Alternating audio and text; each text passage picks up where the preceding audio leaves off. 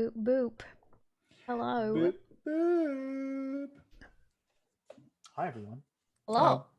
Oh, Welcome to Humblewood Adventuring. Housebound Adventuring. Wait a I minute. was like, my brain went to so many different places at the same time. I was like, what episode is it? Oh, I don't want to say that. Oh, our thing starts with a H, right? Yeah. No, not Humblewood. Shit. Fuck. Anyway, we're going to play some Dungeons and Dragons. Like we always do on Sundays, most of the time. Always, mostly. A very brief recap. Well, two things. First off, I'll tell you what I've asked these guys as their prompts for this week, because I did remember it, then I forgot, and then someone reminded me. So we've done that. Today's prompts, we are asking our characters, what are your characters' fears? So we've got deepest fear, as in like, you know, something serious, and most irrational fear, which can be serious, but it could also just be something silly and silly, unjustified. So we're doing fears today. Right. Bad news. So, Tom, you're a bit quiet. I'm a bit quiet. Let's see what we can do about that. For the first time ever, ladies and gentlemen. Tom is too quiet. Tom's too quiet. I'm on 100%. Let's have a look. Bum, bum, ba, bum, bum, bum, bum, bum, ba, bum, bum, bum. As a chat question, what are your fears? Let's get deep today. What's your terrible fears that... No, I'm kidding. Don't tell me that. Don't tell anyone that. I don't think I can do much more to change this. just move the mic closer, maybe. Is this better? No. I don't think there's much Somehow, else I no. can do. Let me have Not a in look. your sound settings? Yeah, I'm going in there now. All I have is disable and volume, and it's at 100%. Maybe just unplug your mic and plug it back in. That caused some problems yesterday. Okay, don't do that then. It seems to be all at 100.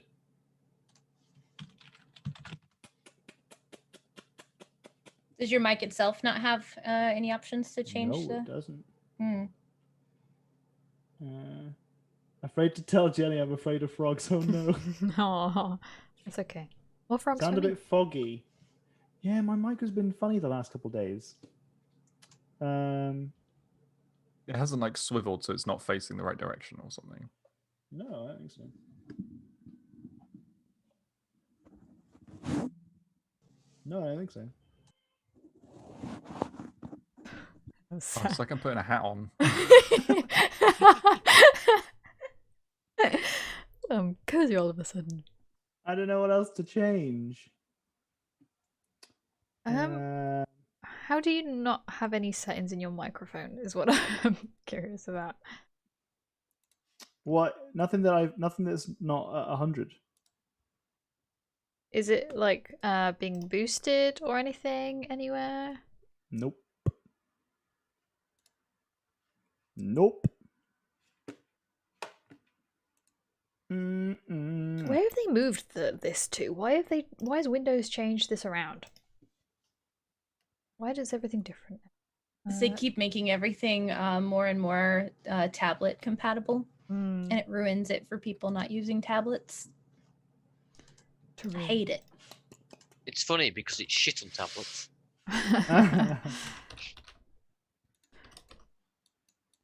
It looks like it's getting decent levels for me.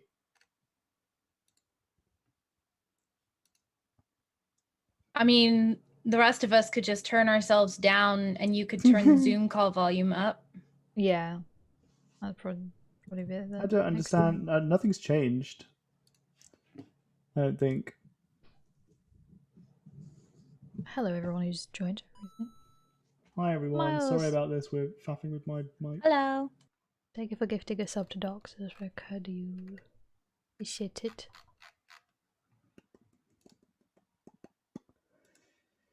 Biggest fear is falling, which is ironic because I work at height. Yeah, that is ironic. Yeah.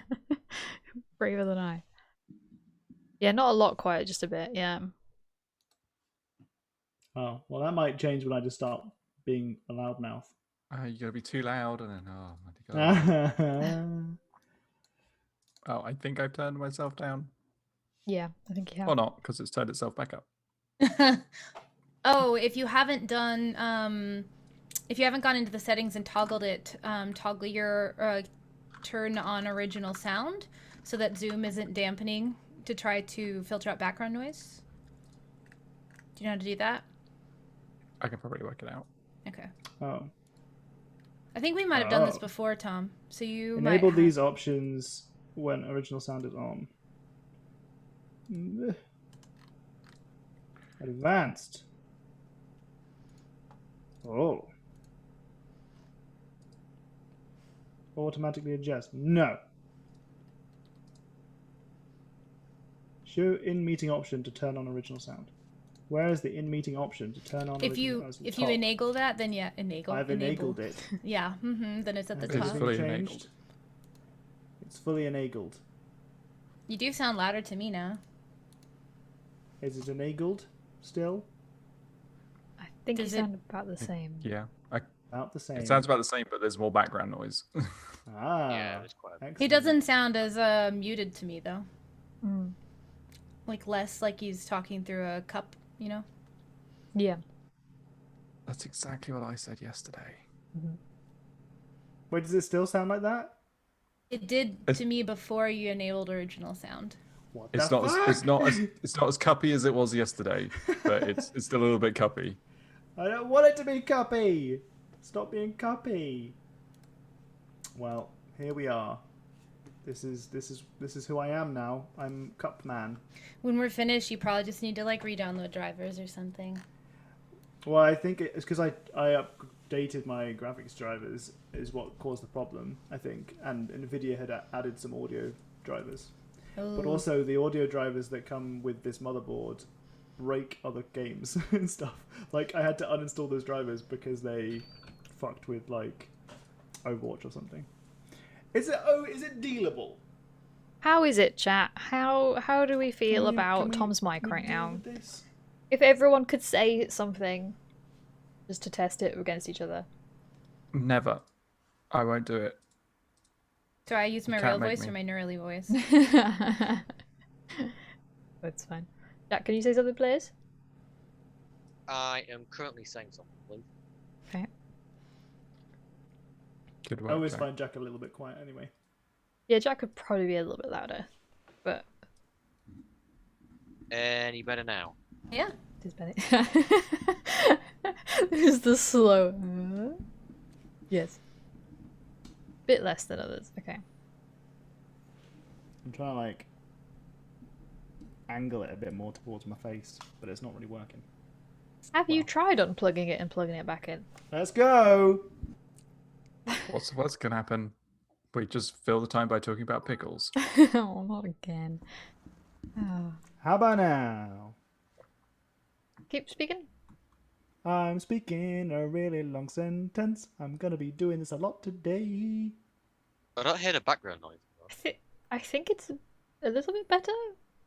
I can't tell anymore. Yeah, this is exactly my problem. It still doesn't sound like you're as like muted. And when I say muted, I don't mean like volume wise. I mean like sound quality wise. So you sound better than you did before. Yeah. See, Adam said it too. It sounds less muted. Okay. I think it is better.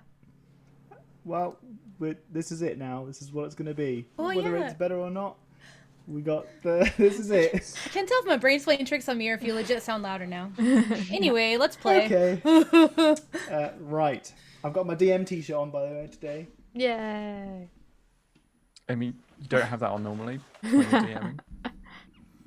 I've got a lot of DM t-shirts. Surely I have a glass of wine. Okay, a show large off. glass of wine. I have a mug of tea. Ooh.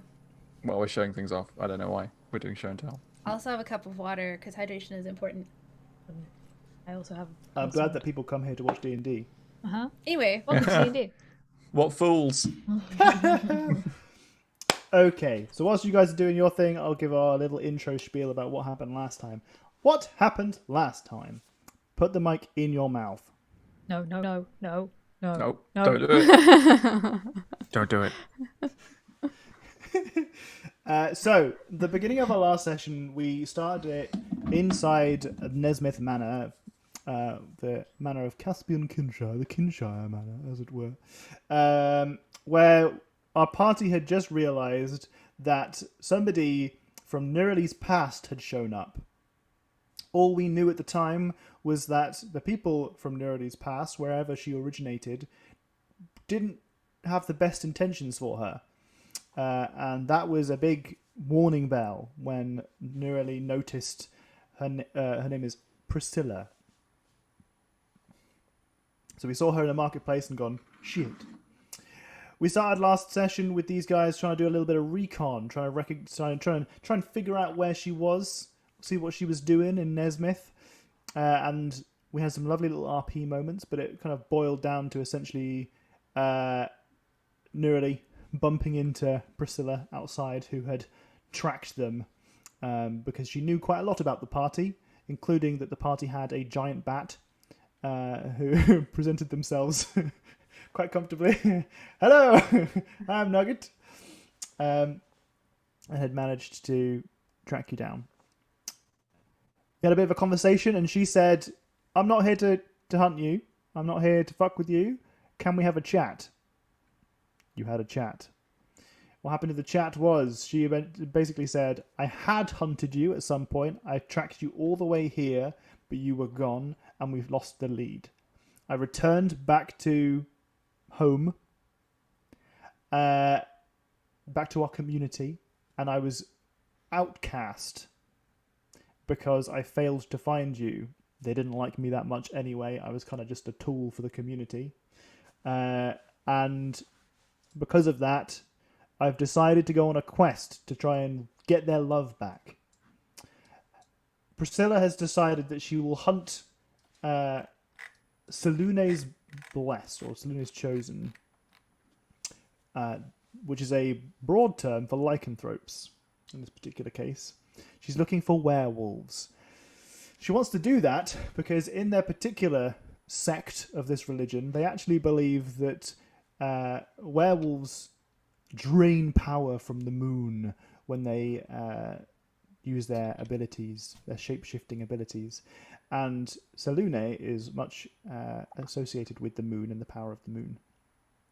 So Priscilla is on the hunt for werewolves, and she's asked very politely if Nirali would help. Basically, she's on her way to a place called Bog Brook, which is very close to Nesmith, and en route, she thought she would pop by, see if Nirali had shown her face, and turns out she arrived just in time to see Nirali and co. renovate the entirety of their house. So, yes, turns out it was a very different scenario. In the night, Nirali had a dream of arriving to a small village at night time with the festive lights, with the moon lighting her up. And after a day of travelling, you arrived in the evening with the very similar scene. In front of you, as we start our session today, is a hill, a small prairie, that leads down into a field of bogs. And on the other side of the bogs is a very well-positioned village that is currently lit by festive lanterns. You can just about see and hear some celebrations ongoing. And that's pretty much where we ended the last session. Right. Anything to add, anyone? No. No? Okay. Well, before we continue with our game, let's do our prompts. Last session I went from top left to bottom right. This time I'm going to start with Randall. Of course. So Randall's rational fear is probably being kicked out of his monastic order, or like losing that part of him because it's the majority of him. And then his irrational fear is those really tall bar stools, like the ones that are like really tall. Same. That's a really good one. I like that a lot. Okay, all right. Well, so what is Randall's connection with his monastic Barstools. order then? Oh, So I mean, from what we know, I mean, it's been a while since we've talked about your order, so we could do with a bit of a refresher for everyone that's new viewing, or just for us personally. But your monastic order is what is their kind of their dogma? What do they pursue? What do they... well, they are called the. roll through backstory. Well, no, it's the Aliba Amans, is what the order is called, and they exist, or their purpose is to collect and store and curate and preserve stories. So they go out and collect them, and they have like a huge library of hundreds or thousands or more stories. And then they try and find like all of the different like regional versions and how it's changed and like where it originated from and how much of it's true and stuff based on like all the different variants of that story. Very, very cool. And there's a particular thing about your monastic order that is kind of how you kind of ascend through that order, isn't it? Everyone who starts in the order starts off writing these stories and copying them, but after a certain while, they move on from that. Yep. Yeah. Because the books only last for so long, you have to keep rewriting them out again. So like a lot of the like your beginning years is you like rescribe everything. So you'll be given a book and then you have to rescribe it again and then rebind it and then put it back in the archive. Cool. And that also helps keep all like the old stories alive in all of the young minds because they're constantly being reread and pulled through the order. Oh, that's cool. That's fucking cool. But we were right in saying that Randall stayed on a little bit longer than he should have. Yeah. He really liked reading all the stories. So he normally, like after a couple of years of doing that, like you start going out into the world and collecting your own stories. And like different monks have different like styles of what they want to do. Like some get fixated on one story and they just want to like find everything there is to know about this story. And they'll travel the whole world doing that. Whereas others just go and find like every little like story that takes them off in every little tangent in all different directions, and you get like different kinds of tomes from different kinds of monks. That's But very he cool. stayed way too long. I like that a lot. You've just described a PhD. Finding one story that you're really keen about, and you travel the whole world trying.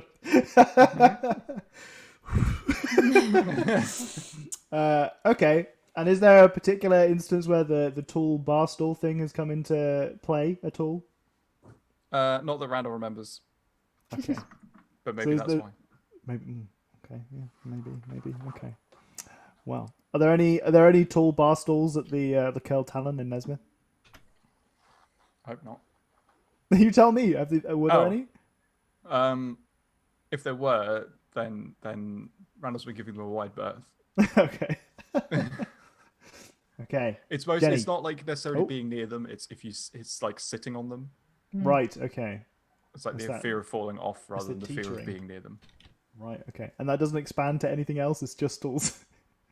Yeah, specifically bar stools. Yeah, Okay. Reasonable. I like it's not that a lot. rational. It's irrational. fear. No, it doesn't need to be rational, but also there's no back on those things. They're scary. Yeah. Okay. All right. Okay, my deep legitimate fear, or is legitimate fear, is being forgotten, and nobody remembering her in any in any sense. So, the story happening right now with people forgetting things is Awkward. quite prominent. Okay, cool. So was that something that she was concerned about before this whole thing started to happening, where people started forgetting that this Caspian Kinshire existed? Yeah, and I people are think starting to be deleted. I think that's why she enjoyed performing so much, is because she felt like she was making more of an impact on people's lives and making them a bit happier. Very cool. DMs in chat, getting your PCs to properly talk about their characters. Oh, I'm getting the tinglies. Okay, I like that a lot. Okay, you ready for So my irrational fear? this is very relevant then. This whole story Yes. of people getting deleted. Very Yeah, much when I relevant. thought of Okay, that, yeah. I was like, oh, that's a bit relevant to what's happening right now. But it's No, that's kind of makes perfect. sense. That's perfect. I like it even more because of that. I mean, I already like tied it in with the whole like Randall trying to keep stories alive, and then stories are being deleted and thing. But that's excellent. I like that a lot. Okay, give me your irrational one. Okay, my irrational fear. You know carpets, how they have the nails and the pins to like put them down on the that's side? rational. That's Right. rational. Okay, that's Aura's irrational fear is is stepping on one of those. It's irrational because it won't happen. Carpets are covered. It's fine. That also happened to Jenny once. That's why I've got such a visceral response to that. You I did. Was like, I oh didn't my God. expect that. I'm sorry. Okay, no, I think that's a good one. That's a good one. I like that a lot. Okay, excellent stuff. Haiku. Give me your fears. Haiku's rational fear is having no purpose in life. Oh, deep. I like that. I like that. Do you think that contributed to Haiku's kind of like just quest to go out and find stuff? Yeah. Well, that's their purpose in life. And I think if they were to ever, finish collecting, they wouldn't know what to do with themselves. Yeah. Just Wow. go into their shell. That's it. I'm just gonna go into my shell now forever. I like that a lot. I like that. I like to imagine that that's been exacerbated to the point where that's why you collect everything, rather than being like, oh, I must collect one. I collect like coins or whatever, like different types of coins, different stamps and things. It's I collect everything, everything. I like that a lot. Mm. So how about your irrational fear? Turtles.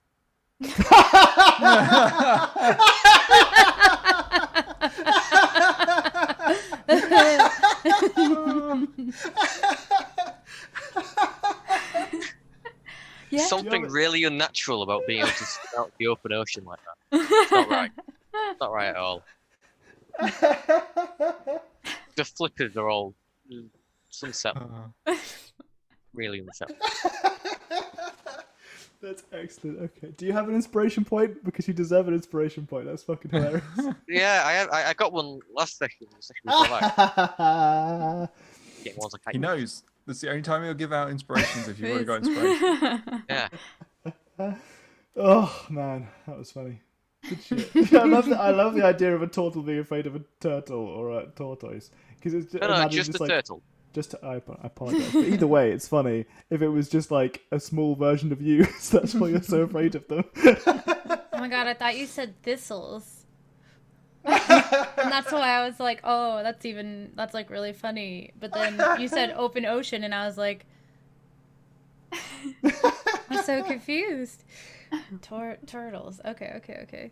Oh my goodness. Okay. Okay, Evan, it wasn't just me. I heard this. Evan and I both heard thistle. And that's why I thought you Yes, laughed I so have hard. an accent. I mean, so do out. I. That was funny.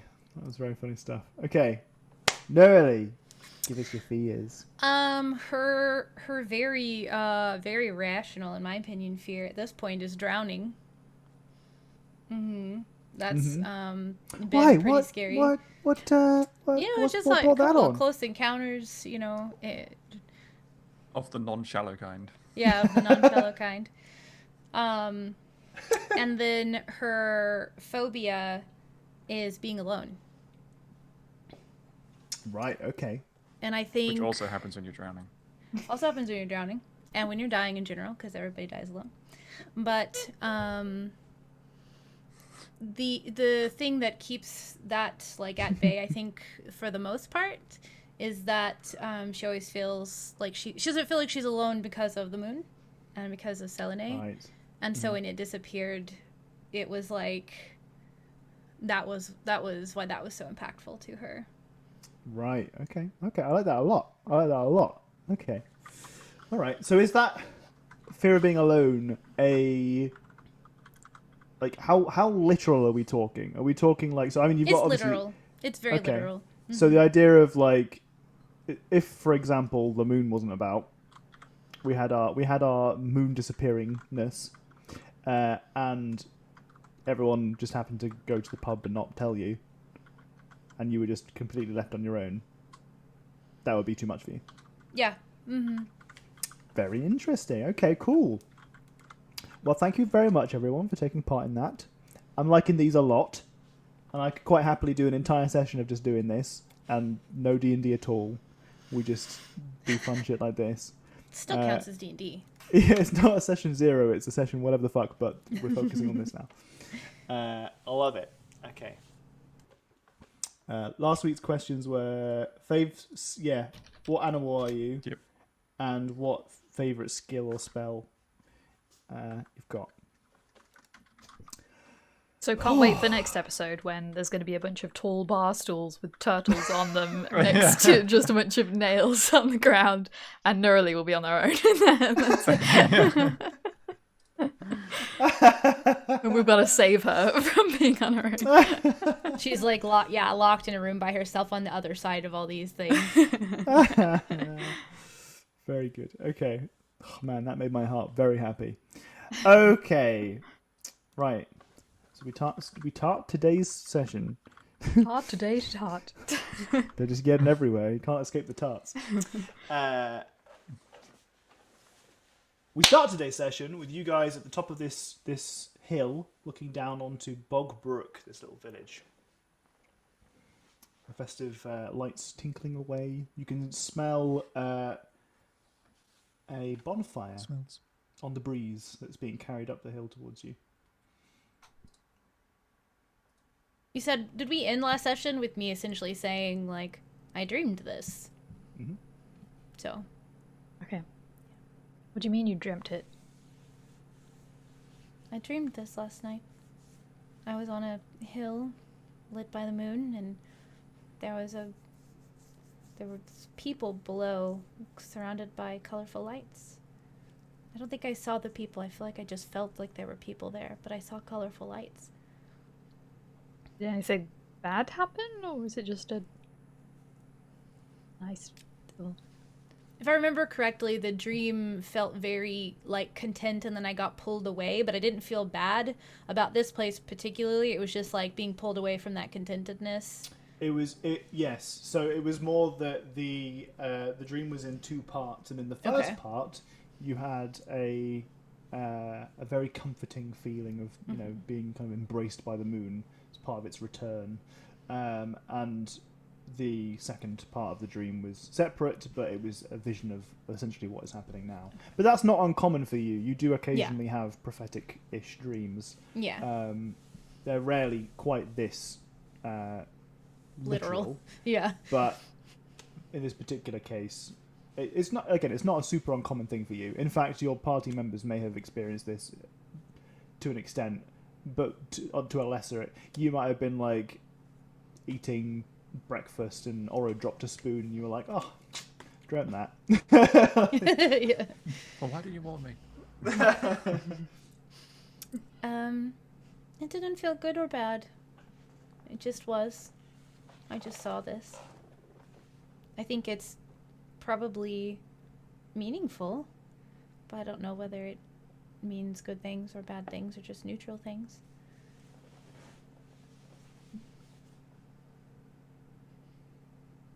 Priscilla, do you know what... I assume Priscilla's still next to us. She's with you, yeah. Do you know what this is? What's going on?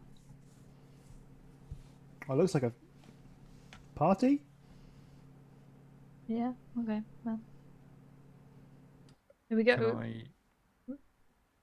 Okay. Go. No. You go. Oh, I'm not going. No, you were going first. You're already going.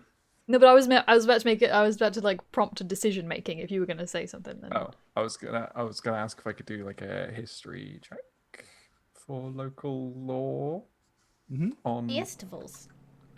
Yes, those. You absolutely can. Yeah, Do I get advantage festival. because it's history? No, you do not get advantage. Don't you get No. an automatic advantage for or an automatic No. success for something? No. Yeah, but it has to be specifically about the royal family. Oh, the Because he royal read- family. He That's read what that it And was. I have to erotica. recall the erotica bit at the same time. Yeah. I love got old it written D&D down. games. I forgot that it was about the royal family. I thought it was about Yeah. Cornbeer. Just kidding. 7. So you know I love to give you advantage on history checks because of your background, as we have described. But that's So why don't you? that's to do with stories, and this is you're looking for a particular piece of information about the local. This is also a small village in the middle of fucking nowhere. Like it doesn't even have a road to it. Like What phase is the moon in right now? Whoa. Is it full, I guess? full. Like, is it Since full? your dream. It's been full since the dream. Yeah. Can I think of any, like, moon-oriented festivals around this time of year? You can give me a history check, but the DC will be higher for you. That's fine. I'm terrible at history. Oktoberfest. Wait, I pressed it. Nope, there it goes. No, you cannot. Okay. It might just be something local, or maybe, like a personal celebration, like something good happened in the town. Maybe they're celebrating the return of the moon. Maybe. Did we go? What were you and going to say, find out? Oro? You want to go in and find out? You want to go have a little party? Maybe have a couple of drinks. So yeah. Have a little... They might have think some food. There might be, yeah. I think I would like to at least see what's happening. Oh, I want to know what the festival is. I've never heard of it. Maybe you can write a story about it. Huh? Maybe it's a cool thing. I'm certainly going to at least record the information. Okay. You can see just briefly for as a flash of real excitement across Priscilla's face. It looks like she's really, really keen to get involved in a party. So you descend. Are there any particular ways that you want to go down to the village? Want Or to apex you- skid down the Carefully. hill? No, I You don't. said you I want to don't. what? Skid down the hill in like in Apex. You can skid down hills really satisfyingly. It's the best bit of the game. But I don't. Oro doesn't actually do that. Okay, is that a- would be very cool. Okay. I would like to do it carefully. Yes, Oh, Descend. that's a good word. Carefully. I like with that. caution. Especially given that it's a bog. Okay, so fortunately enough, there is a path that lines its way through that is easy enough for you to traverse without risk of being tripping and falling into the bogs. And you navigate down with some ease. There's a bit of a smell that comes off of a couple of them, but apart from that, it's fine, and it's mostly masked by the smoke of the bonfire as it drifts up towards you. As you get closer, you can start to hear music being played, and you can just hear lovely sounds of celebrations, of the peasants rejoicing. You can smell that it sounds like there might be a hog roast going on as well. But there are very few people directly in front of the entryway of the village. You can see that there's bunting lining the streets that's connecting all of the houses. There are some lanterns that are lit, floating in the sky, that are kind of drifting upwards. And as you get closer, you can see that there is a variety of individuals who populate this small village. But one person in particular notices you coming down from the main road. She is a very small, elderly halfling lady who is stood next to who you can assume is her partner, who is also a very old halfling man, who are just absolutely dressed in their best outfits. You can see that they have these things are pristine, but also well overdressed. These are almost the closest that you can think of for very fancy attire, but in the middle of fucking nowhere. This is the kind of thing that they might wear to church if there was a thing for this particular community. party. But she kind of nudges her partner, who appears to have dozed off somewhat, who wakes up, and she goes, kind of gestures towards you and just like grabs his arm and starts pulling him towards you. At this point, they come out maybe, 30, 40 feet away from the village and meet you on the road. And she kind of, you can see that she's got this wonderful huge hat. Relative to her, she's tiny. That has like flowers along the edge of it, and it's like made of straw. But she kind of, I love it. And she shuffles over to you, still holding her partner's arm in her hand. Hello, dearies. What brings you to Bogbrook? We were just passing on by and we saw that there was like a party happening. So there's a party. Oh, yes. Oh, please take part in the Festival of Restitution. Restitution. Yes. That's a D&D word, Jenny says. It's Jenny and Oro, doesn't it? What are you celebrating? Well, it's a celebration of atonement. It's a festival of holy significance, but it's not so much a celebration. It is if anything, a celebration of truthfulness, openness, and humility. Please, you must join us. It's very cold out there, and we've got a pig on the fire and games to play. How do you celebrate truthfulness? Oh, I'll tell you all about it over a horn of mead. I kind of like look around to everyone. Can I insight check her? Yeah. 12. She seems like a nice old lady. Mm-hmm. I kind of just look at everyone and shrug. How often does the festival happen? Well, we do this once a year. Is it always Just at the same after time? winter ends, yes. As spring begins, we like to cast off the shackles of the last year. You can see that the elderly gentleman next to her kind of just says, Polly, leave them alone. They'll get involved if they want to get involved. Jeremiah, stop! Let's get them excited. It's fun. Oh, okay. I'm going to get some more mead. Okay. Love you, sweetie. Both my old people voices have very similar voices. I didn't start off with enough of a high-pitched old lady. So when I got to the old man, I had to go even deeper. Phrasing. Oh, I'll follow her. yeah. Well, Jeremiah shuffles off.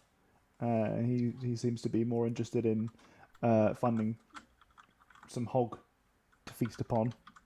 And in so doing, lets go of Polly's arm. And if you're following her first, she'll grab your hand, or she'll put her hand out to take your hand. Take it. And she kind of tugs you She's along. like this though, nicely. right? Yes, it's very much like this. Yeah.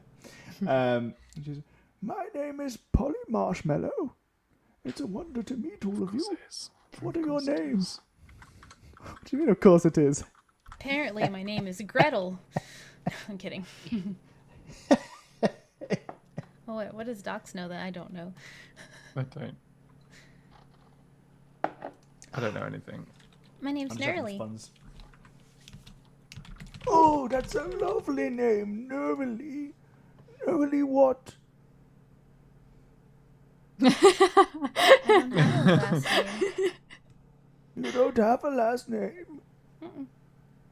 Well, you should think of one. Not right now, I've never But needed one like- before. but like come up with one probably. Don't Maybe. you have to have somebody to give you a last name? Isn't that how it works? Well, it's not like we have a formal body of people who make a census or anything. What's a You gotta census? just- Wow. It's a good question. Probably some kind of way of tracking people and their family and their households. But anyway, Firestarter. That's a good song. Yeah, let's have some chat suggestions. Not for erotica, but for what Nerly came What? up with as her last name. This isn't a Housebound adventuring stream if we're asking for suggestions for anything other than erotica. Yeah, but it's for Nerly. Okay. But she kind of she tugs you along. and what are your other names? I'm Oro. This is Nugget. Oh, what a wonderful dog. And she pauses and still holding on to Nerly's hand, wanders over to Nugget and goes to try and stroke Nugget on the face. Nugget accepts, of course. Damn right. Nugget is very pleased with face rubs. And they get on like a house on fire for a few moments. Oh, it's a good doggy. Yes. It's a- Oh, it's a good boy. I don't think she needs to know. It's fine. Oh. She goes in and like, does a nose rub and Eskimo kiss for the massive giant bat nose. Oh. Eating something yellow. Weird. Okay. Well, how about you two? Randall Don Dragon. Oh, Pleased to meet you. that's a strong name. It's a pleasure to meet you. I like your hair. Hell, I've cultivated it for many years. And how about you, my fellow? I'm Haiku. Oh, another one with no surname, huh? Oh, we have one of you here. One of me. You have Yes. haiku? Well, a big green fella. Oh, a turtle. A turtle? I don't think so. Well, we'll have to meet them. Yeah. Okay, I'll introduce you. They'll be at the festivities, I'm sure. Please, come along with me. She continues pulling you along. Okay, well. It's not as bad as actually doing a deep voice. This is just like it's occasionally getting like a bit like too moist. But regardless, she tugs you into the festival proper. You pass a couple of small houses, and it opens up. You can see that there are many lanterns that have been lit to make sure that the local vicinity is well illuminated. The smell of the bonfire, now the source is made clear. There's a huge pile of logs in the center of the small village kind of clearing. You can also see that not too far away is the giant hog, and it is massive. It is absolutely one of the giant varieties of animals that must have been hunted and killed quite recently, possibly as part of the festivities, as like but it's hard to say. You can see that there are lots of like children walking around with. Many of them have kind of like bone necklaces and stuff. It looks like many of them have got bones from small animals, etc., and kind of like sewn them onto their clothes and stuff to try and make it look like they're skeletons. Many of them are holding small bags of sweets. You can see that mostly it's just loud music, joyous celebration as an excuse to get out and party after the winter. You can see there are a couple of other different posts around this small clearing. including that there seems to be a ring of people who are all watching this one very burly gentleman beat the shit out of somebody, but in like a playful beat the shit out of way, kind of like they appear to be wrestling, but this larger gentleman is just absolutely just throwing people on their ass. But it's mostly like kids and teenagers who are coming up and having a go, and then he's just like playfully like picking them up and like doing like punting them across the ground, breaking their spines. Yeah, just showing off in the sake of like just trying to entertain. You can also see that there are small displays in some of the windows of the cottages that line the streets. They seem to have, for the most part, this kind of these skulls seem to be a large part of it. You can see that one or two of them have a humanoid skull placed in the window, and that skull itself is decorated, sometimes with paint, and that paint appears to have been there for some time. Like perhaps it's one particular skull that's been painted multiple different ways over the years. It looks like the bone itself has been painted white and then used as a coat, kind of like a base layer, to paint it on top of from there.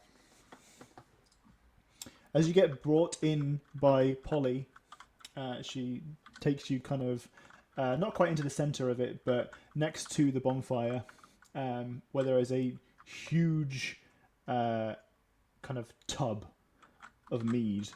It's just this massive keg, and a couple of like iron racks that have been made for holding horns that have been hollowed out, and some of them are resting still in the holders. Others have been taken and clearly left behind, but there are one or two horns still resting there. My voice isn't as bad as it keeps wanting. Need a water break? I think I need to drink some water or something. I don't know. Just a water second.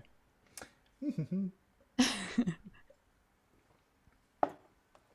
But she goes over and she grabs a horn and she dunks it in the keg, and she gives it to Neroli, and she dunks another one. And she hands out mead to each of you, basically, apart from Nugget, because Nugget's a bat, a dog, A dog. Or a dog bat. Dog bat. Oh, the big dog bat, and the body of a bat, and the dog of a bat. He Now- flies through the air because he's a bat. Did you say if there was any like religious iconography around, or do these skulls remind me of anything? You can do a Wellwidgeon check. Whoa, Widgeon. There's no iconography that you can see that denotes a particular god or goddess Okay, or deity. I'll take a sip of mead. Okay. It is very, very sweet. You think that it might have been kind of sweetened, even more so, purposefully, so it's something that the children can also drink without getting crunk. But it's very tasty. To the degree where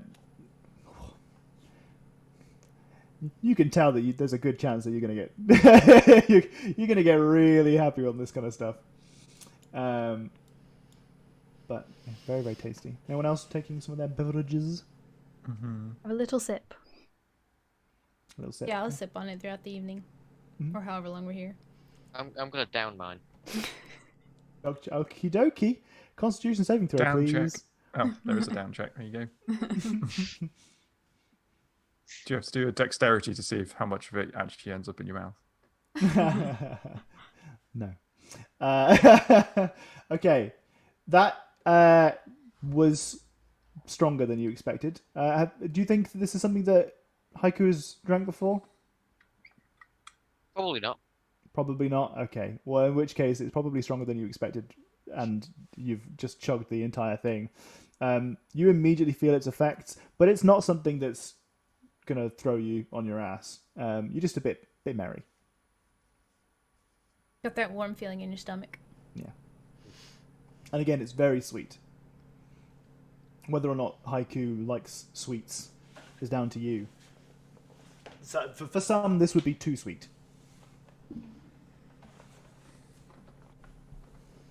but you have a couple of sips, and everything seems to just be a little bit happier. What sort of games do they have other than Wrestle the Bear?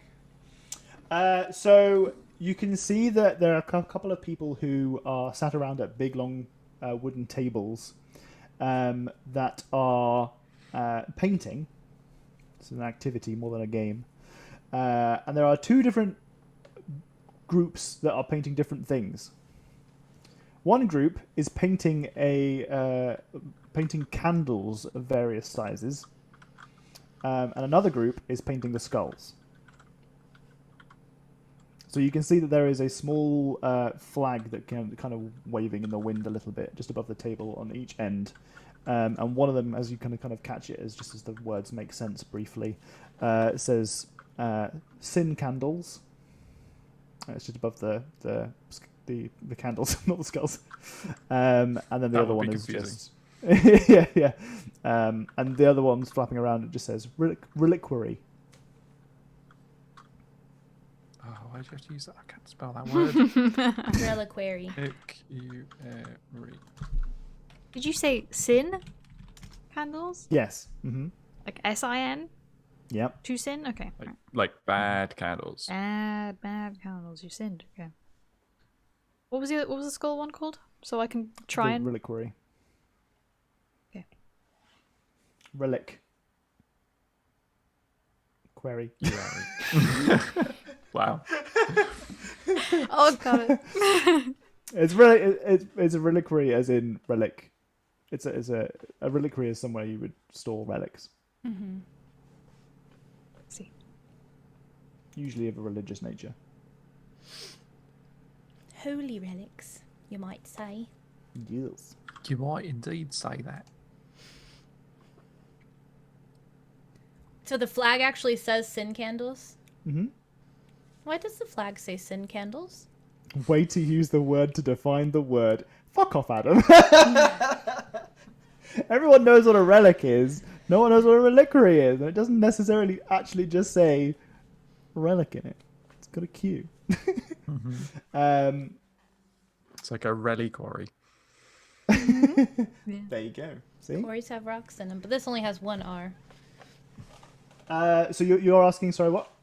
Why does the flag say sin candles?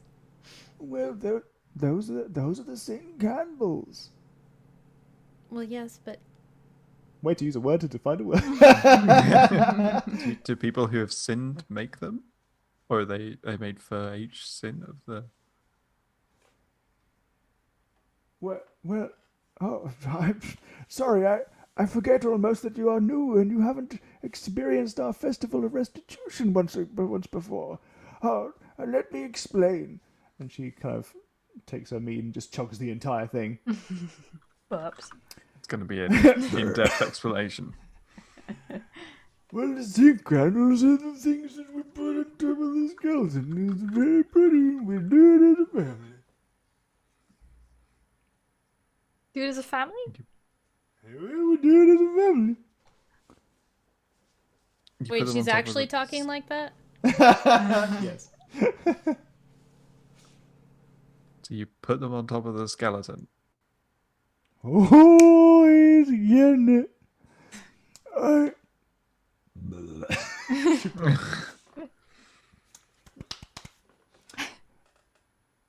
We paint the sin candles, and then we put them on top of the skulls for the race.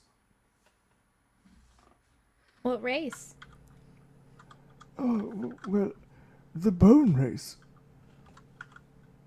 It's just fun for the kids, but the adults have their own race as well. Have you how does- played the egg and spoon race before? I Yeah. don't think so. Oh, mixed crowd. How about you, Haiku? Have you played the egg and spoon race before? Not in a long time. Oh, well, in this particular instance, what we do is we have the skull of an ancestor, and we put the candle on top, and you must race whilst balancing the candle on top of the skull. But we paint them both, of course, to Couldn't you honor just- our ancestors. Couldn't you just melt a little wax to stick the candle to it?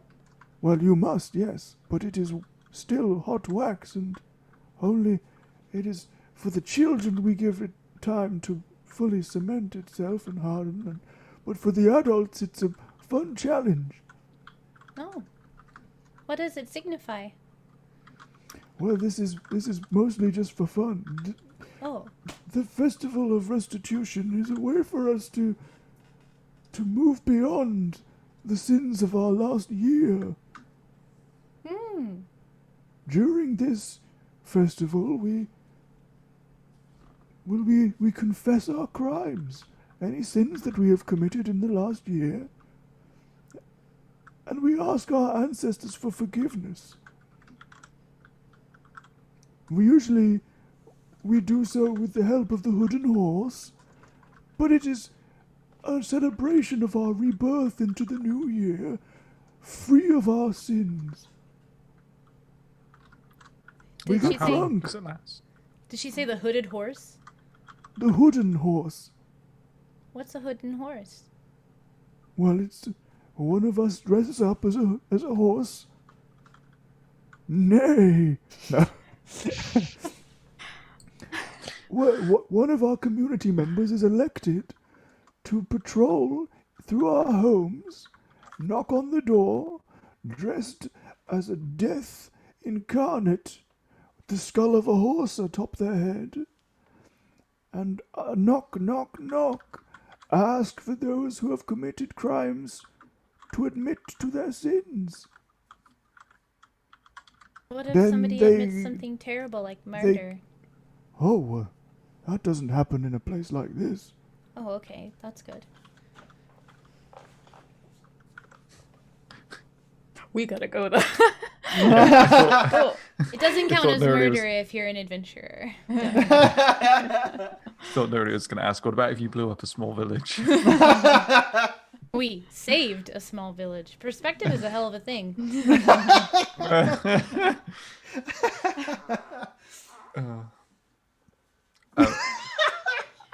It's even better when you cast your minds back and it wasn't like, oh, one explosion, that was an accident. You did it again. You did it the second time. There were we had limited spores. options. Funny. I was led to believe that the first explosion was so big because it was a mill, and it turns out those are hella flammable. So I thought, well, this will just be like a small thing, you know. Did It was not. filled with alcohol. It was Alcohol it was- doesn't explode, though. We're in a fantasy world, my sweet. That's fair. Everything explodes. Everything. They've got dwarven beer in there. That's made for exploding. 200 proof. Regardless, it doesn't matter if you're engaging with premeditated. That's exactly it. I'm never That's gonna exactly it. escape that phrase. It follows me everywhere.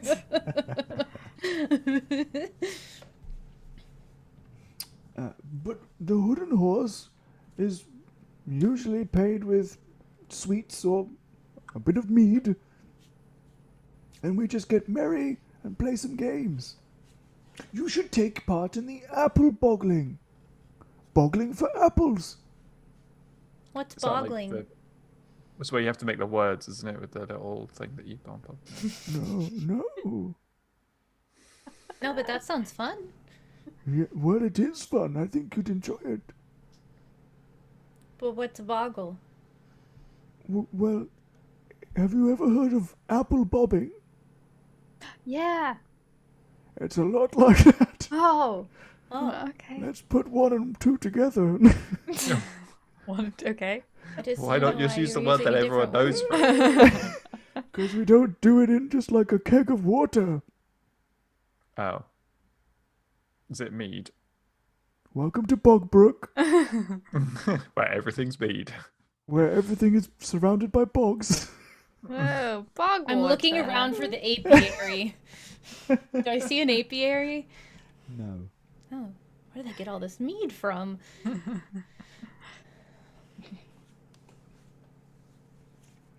Would you like to meet some of the locals and I'm afraid if you'll be I didn't ask. What are you here for? You look like adventurers. We're passing through. Oh, where are you going?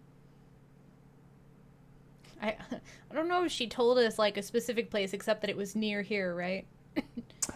Priscilla is there and she butts in and she goes, we're going hunting. We heard that you've got a very specific, rare breed of boar, giant boar.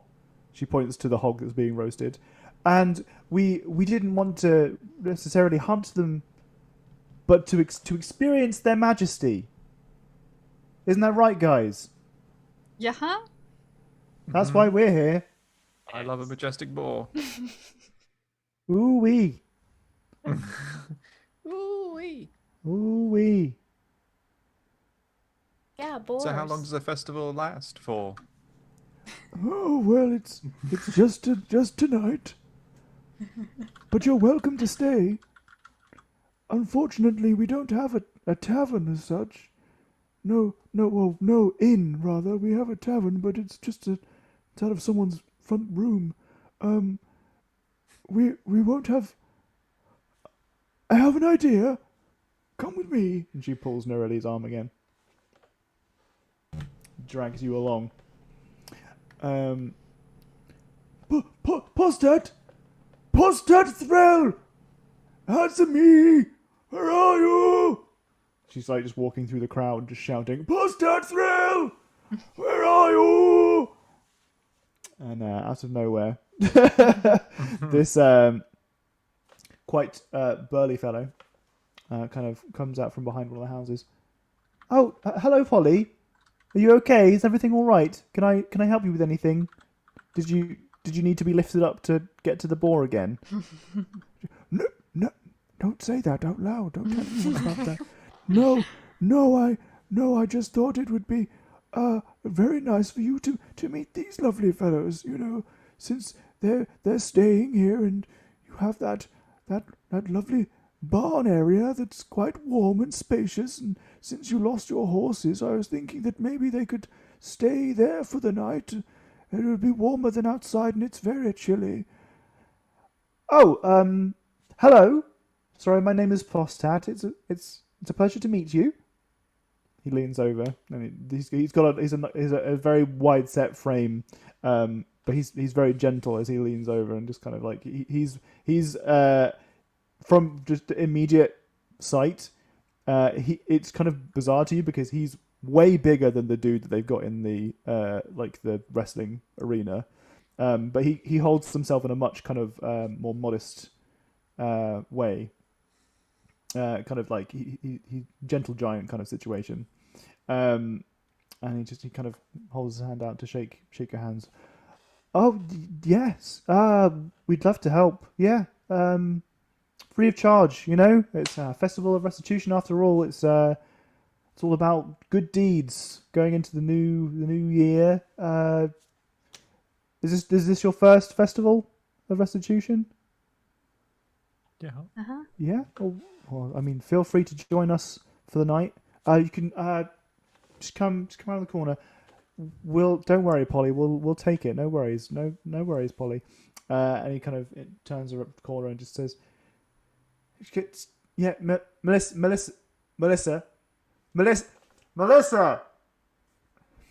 Sebastian, could you get Melissa? Yeah." You see her kind of wade through through the crowd, and she arrives, and you can see that she is also she's Amazonian in size, similar to Postat.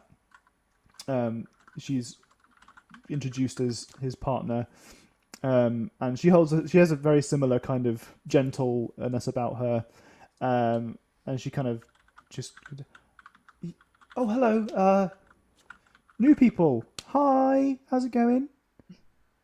Hi. Well, what's up? What's up, Postat? Festival of Restitution and everything. We're hosting these guys. Is that okay? Yeah, Yeah, that's fine. Yeah, no worries, no worries. Sorry, my name is Melissa. It's a pleasure to meet you. This is Sebastian. This is Rolo, and she points to two little kids who are like kind of they're on the floor at the moment wrestling. You can see that it appears that they're warming up for their attempt to challenge the champion. And one of them pins the other one down. It looks like Rolo is the one that's on top and putting Sebastian in a headlock. And just says, "Hello, who wants to go next? What? Are you going to challenge me?" I look at Randall. No. No, are I'd you never be able to chicken? win. How about you? And points to Haiku. I'd rather not wrestle a child. I'm not a child. I'm 12. Well, in that case. Well, to be fair, in Faerun, like that probably is like midlife. Middle age. Yep. He gets into position. He's ready. Just leave it like it's gonna- a pause music on the fight again. Bung, bung, bung, bung, bung, bung, bung, bung, bung, bung, bung. Do, do, do, do, do, do, do. What are you doing, Haiku? Bearing in mind, you are a little bit intoxicated right now. Well, yeah. Oh dear. We're gonna get a dead child on our hands. No, we did. I feel like Oro wants to step in and be like, "This is Haiku. Like, is he like stumbling a little bit? Is he like a bit wavy, or is he stable? Can I tell that he's a bit A tipsy? little bit. Part of that's just the stuff I've got on my shelf. Yeah. Oh yeah, that's true. Everything's jingling. but- And well, we can't stay to wrestle, right, Haiku? I mean, if we're staying here tonight. I mean, we've got those games to get back to, right? Do you? Yeah. I mean, unless Yeah, go on then. unless. No, we can do some games. Okay. I'm trying to avoid a collateral.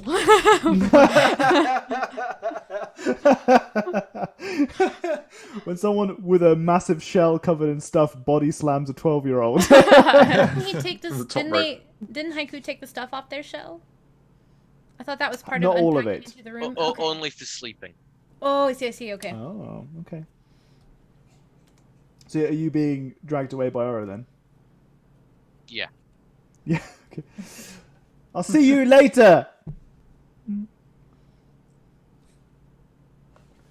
Find me later. I'm Rollo.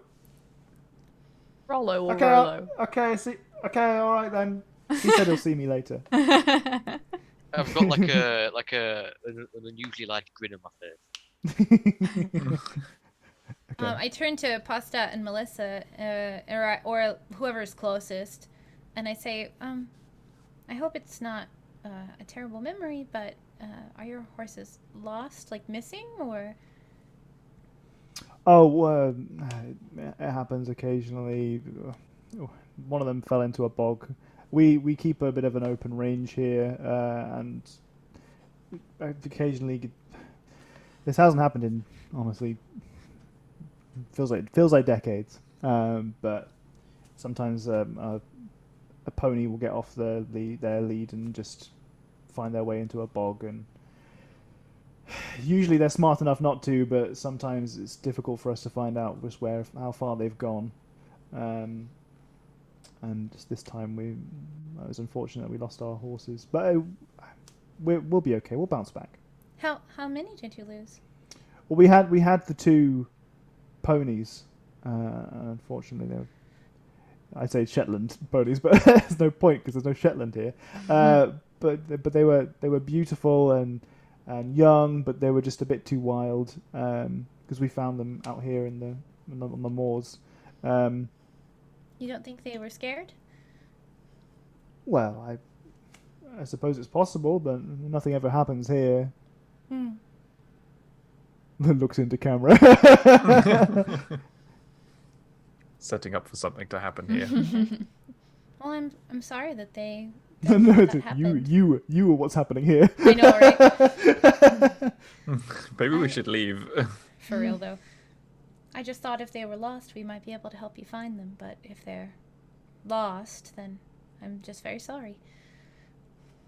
Well, I appreciate the offer, but unfortunately we did find them.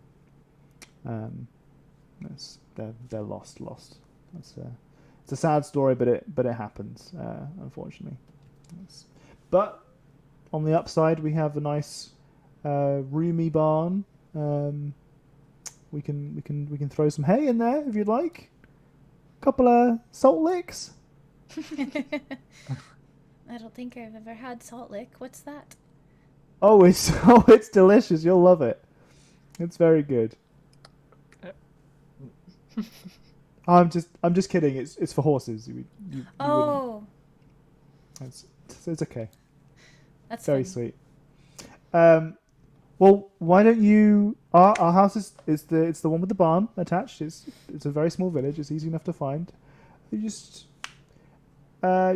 enjoy the festivities for a little bit. The barn will be available for you. What we'll do is they send out the hood and horse a little bit later when the sun sets, and you can come back and take part in that.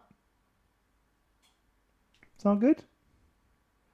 Okay, well we can feed you as well.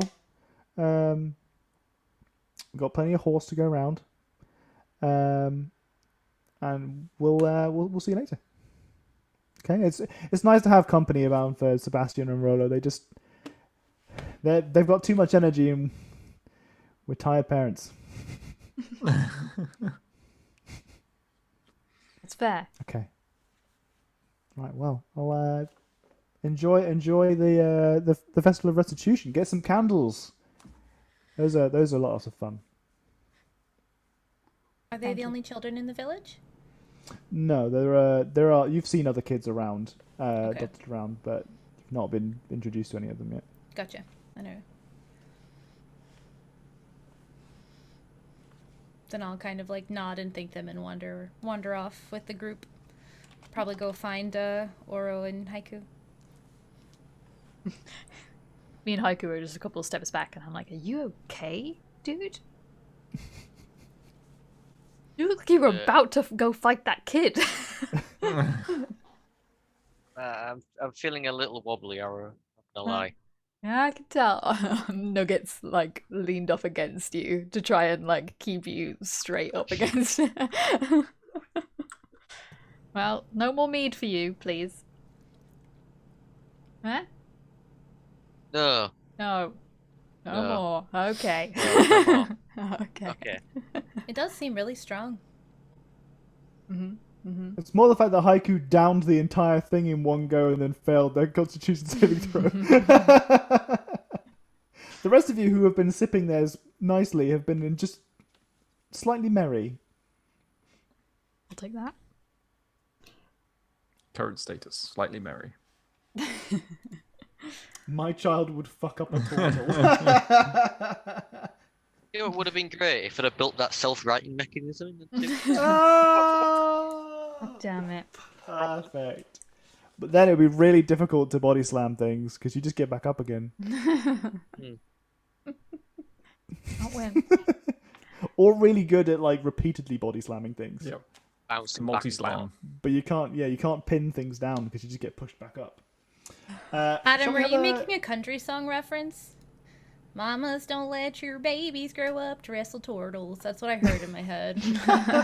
So don't let your babies grow up to be cowboys. Like, this is your kid. This is your kid after wrestling a turtle. It's just flat.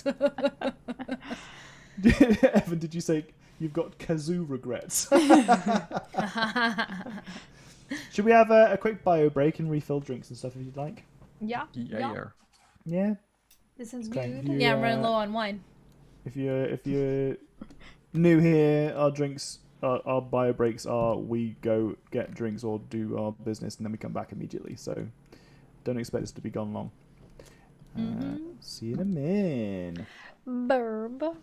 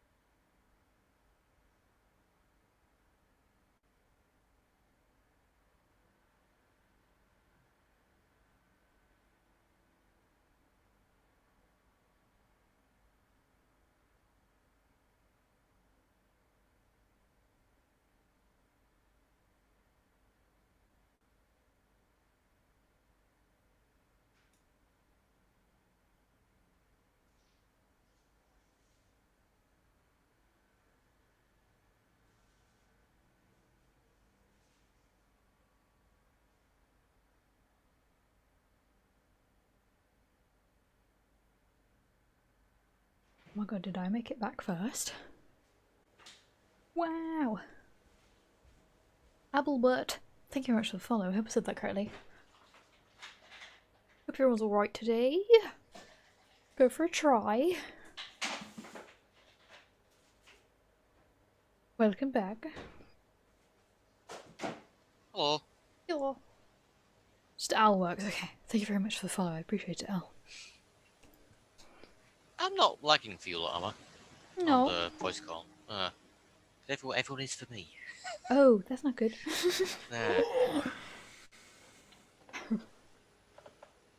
Have you not got the stream open, right? You've just got the chat open? Yeah, I just got the chat.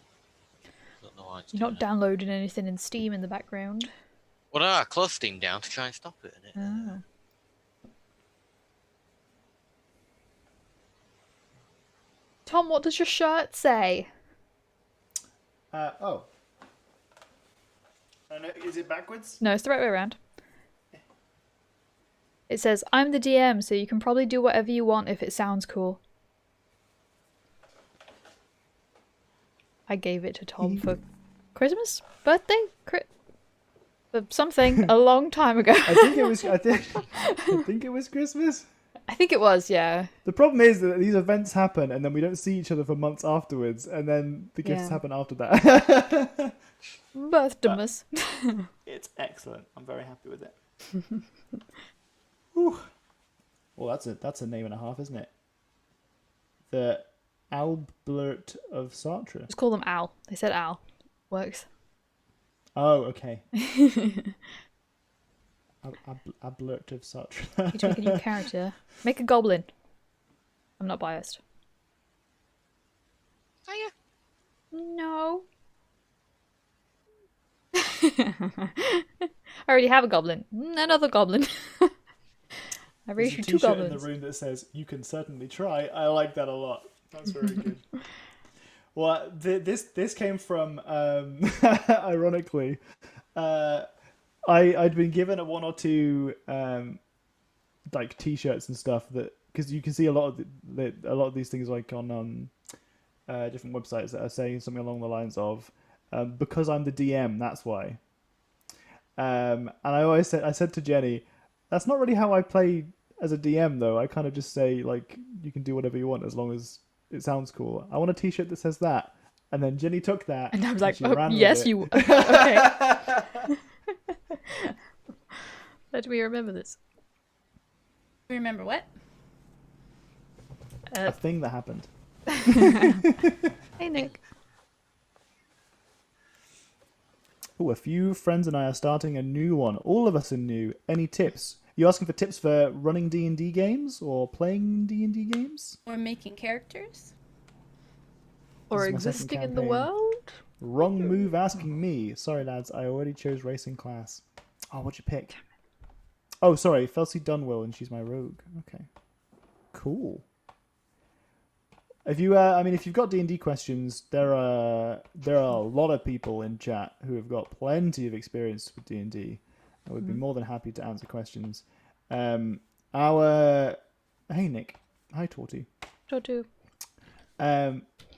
Our Let's Play streams are very much us just like half shenanigans, half talking to chat. So don't you worry. That's how you know about it's not asking scripted. It's true. I've always wanted to get into D&D, but literally none of my friends will play, so I'm vicariously playing through you guys. Oh, well, hey, Tashi Crooks. Well, I mean, all of the above. Bless you. Well, if you did fancy getting into playing D&D online, there are ways that you can go about finding groups and stuff.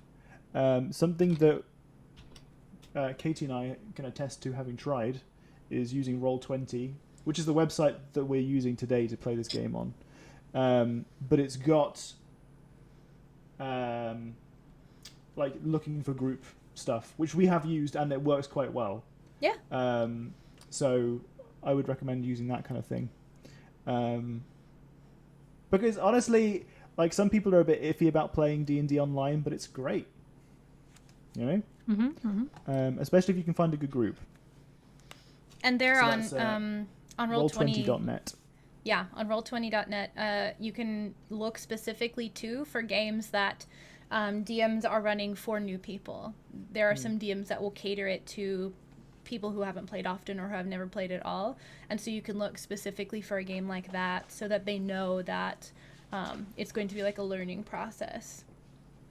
And additionally, you can do like time zones and stuff as well, or time slots for you that work. Carl says, after you decide what your stats are, identify your lowest ability, then use that ability to solve every problem you come across.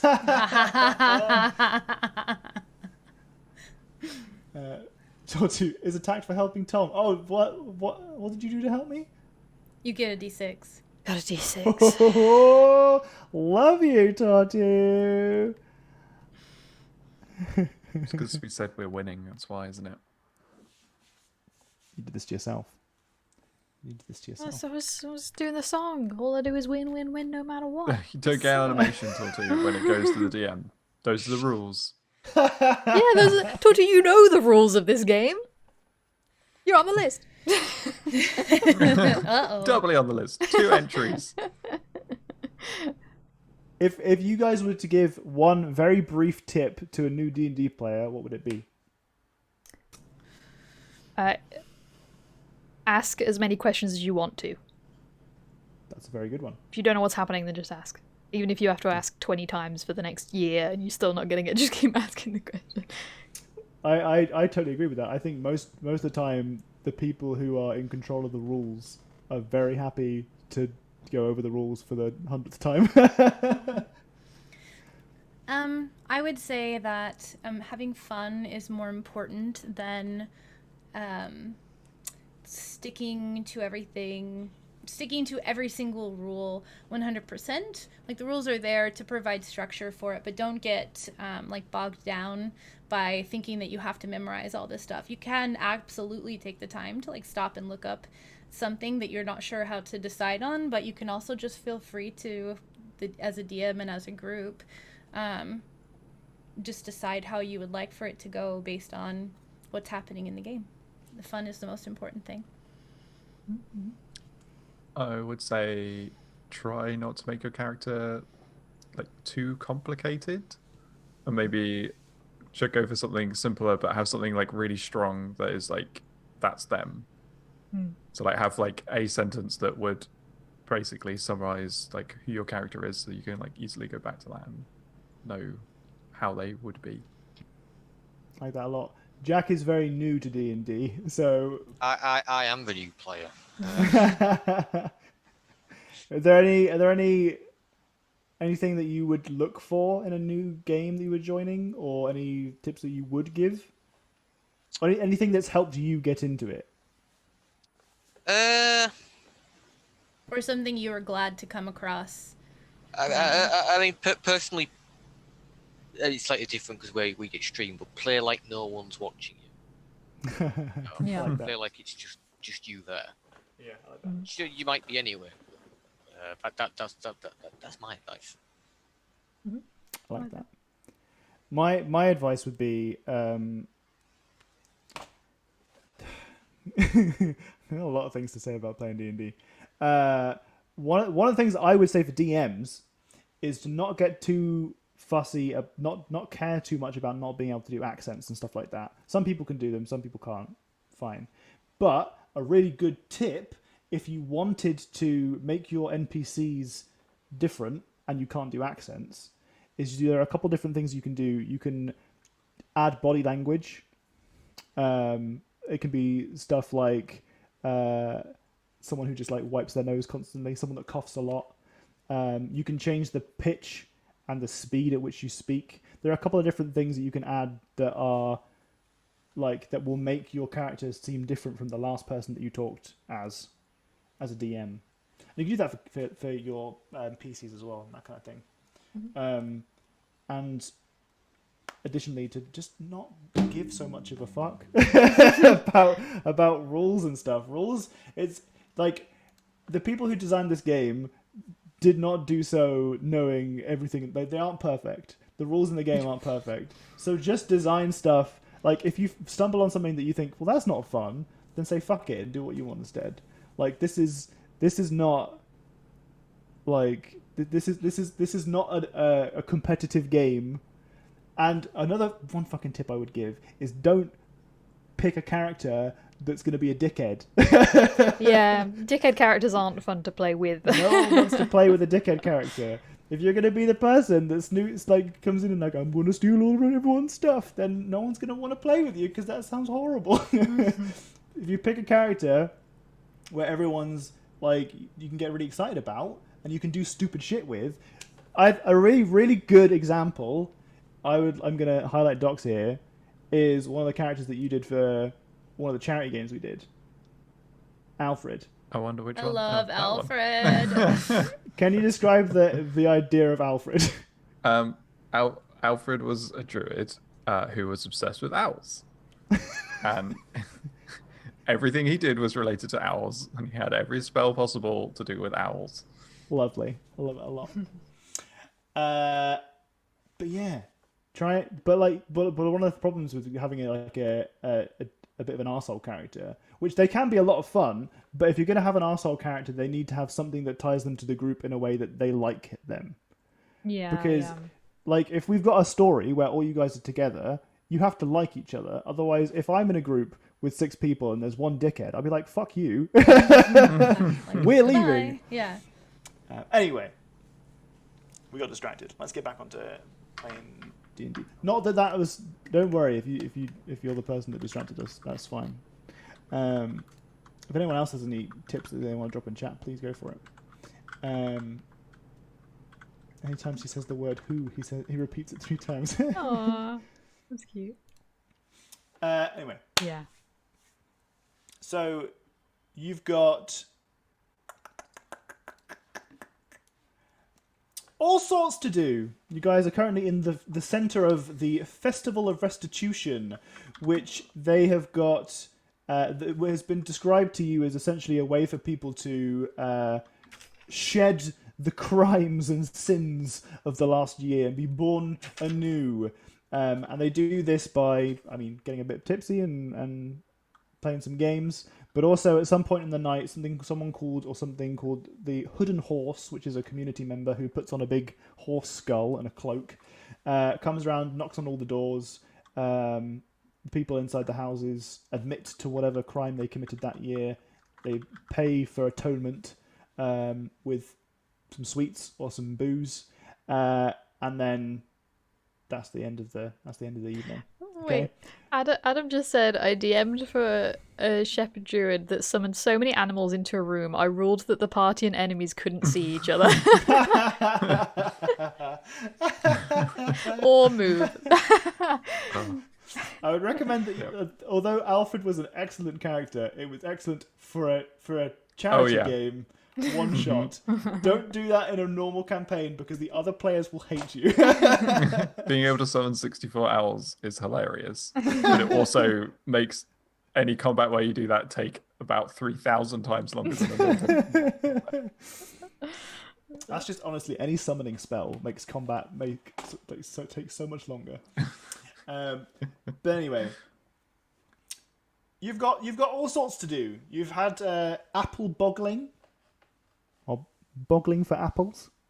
It's been suggested to you. You can paint a sin candle. You could take part in the bone race. It also appears that there are a couple of people that are now getting involved around that keg, and they are doing a drinking challenge. And there's always the big chunky boy that you could wrestle. I think so. Randall would definitely be into painting a candle, I think. Yes. Yeah? Mm-hmm. Me too. How about Haiku and Nurali? Nurali's muted. Yeah, I sure was. I said arts and crafts. I'll go paint a candle. Yeah?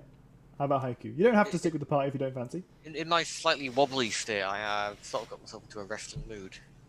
Oh, let's go! You're not restless. Oh. Restless. Can we just cut that out? Just cut that out from Cut that out. Okay. We'll try that again. Rewind. And sing. Start again. Right. So there's all sorts Page of 90 activities. of your script. Yeah, if you want to go wrestling, let's go. Yeah. Yeah. With all these guys, you kind of like disperse a little bit. As I think we're all walking to the arts and crafts, and then I don't hear the clinks of Haiku behind us, and I turn around and I see that Haiku's walking away, and I'm like, and I walk with Haiku instead. Okay. Like, so I'm gonna watch him. Okay, everyone else is kind of cutting loose a little bit. Priscilla has decided that she's going to sit down with Nurali and do some candle painting. Okay, so you guys split the party, which is okay as long as you're not in a dungeon.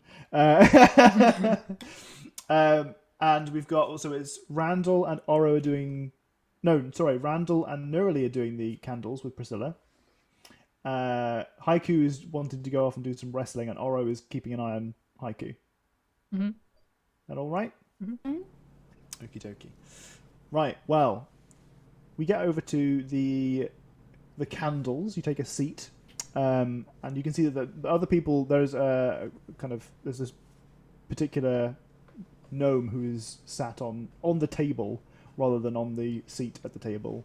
It's kind of just like a proper picnic tables of just like whatever. So he's not on like a really long, really tall bar stool or anything? No, he's not on a tall bar stool. Damn it, I should have gone with that. Fuck. He's stood on a short bar stool on the table.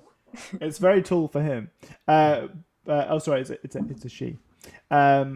She was sat down, and she is wearing all black. It looks like she's trying to be extremely edgy tonight. You can see that she's kind of wearing like a hood, and like long sleeves that are too long even for her at her size, and very kind of baggy trousers. You can see that on the front that she's painted what looks to be the outline of a skull, and she is sat down painting a candle at the moment, but you see that in between her legs, as she's sat cross-legged, is an actual skull. It looks like it might be a gnome's skull. The skull itself is not painted yet, and it hasn't even had a layer of white paint put on it yet, as you've seen on all of the other skulls so far. So at the moment she's painting one of the candles. There are a variety of different colours here already that have been placed. Some of them are kind of like marbled with different colours. It looks like she's picked one that is brown and white. You suspect that is the closest you could get to black and white, because there is no black candle here. She sat there looking moody as you sit down. So it's Randall, Nurali, and Priscilla. You take your seats. And you can see there's a variety of different colour palettes here, and people are just kind of, well, in this particular instance, this gnome lady is painting on the sides of it. And it kind of looks like they're just making a nice little pattern. So you take a seat. You've got some colours in front of you, and you've got some candles. Are we wanting to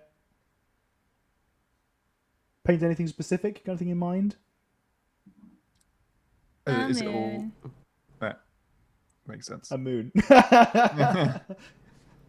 I'll about make it Randall? look like my wand. Is there any particular like theme between the candles? Are they just like patterns, or are they just all sorts of different things? Some of them are some of them are marbled of different colours. There's quite a variety here, so pretty much that's the DM's way of saying whatever you want. Okay. So I think Randall will try and use like the fancy writing that I forgot the name of that Katie told me last week or the week before. Where it's like the first... Oh, No, illuminated so manuscript stuff? Yeah. Use like that kind of lettering to write restitution on a candle in like a spiral, but then have like multiple of them so that they twist around the candle. That's so fucking cool. Like a stick of rock, but That's a candle. cool. Okay, well, you take a seat, and you can see the gnome is kind of giving you a bit of a look. She says, "Who are you?" Oh, we're new.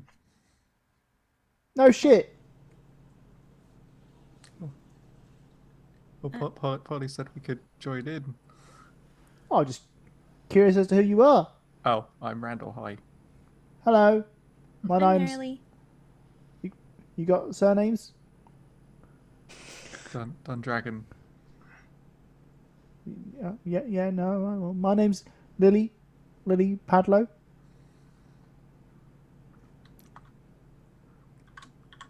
I think we should all move on from this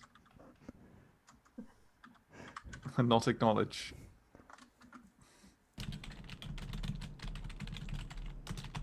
Why Don't I get the are you joke? here?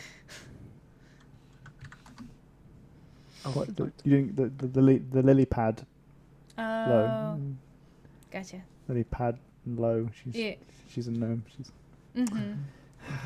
it's a tough crowd. I Cut thought that you were as well. making a Cut that. joke about a little paddling, and I was like,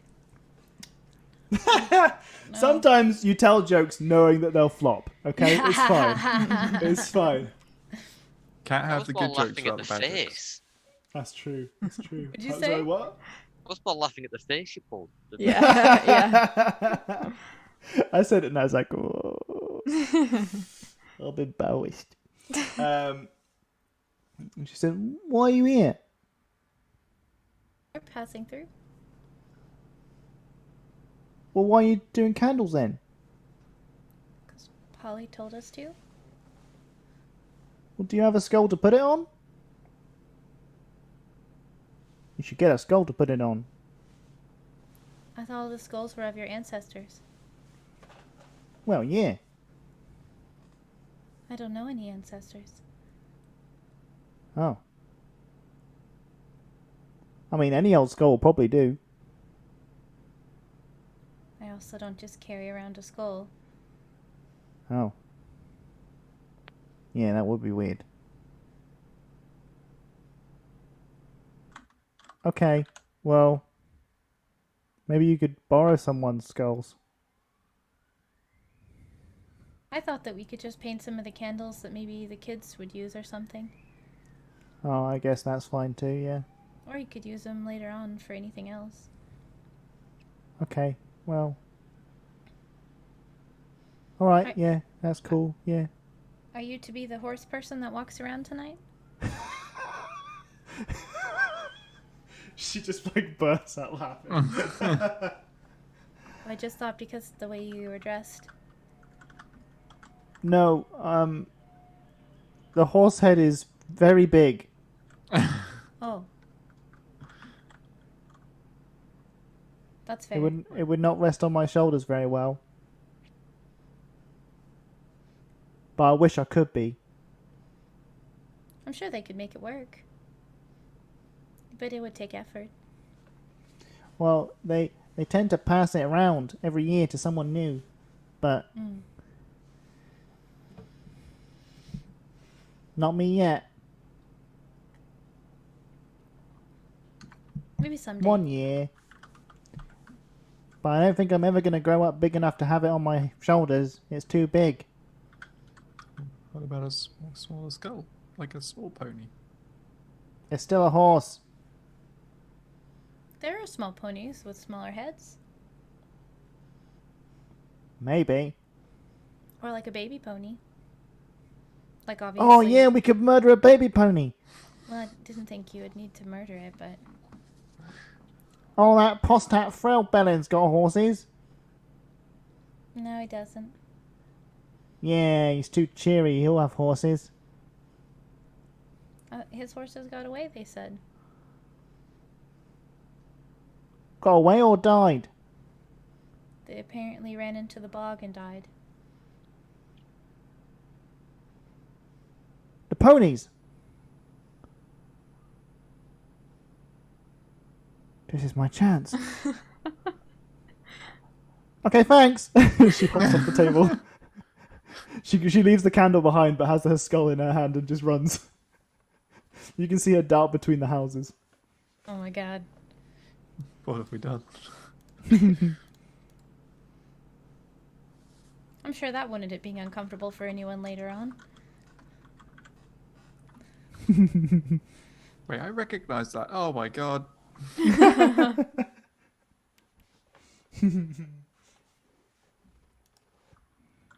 So, we'll return to you guys shortly.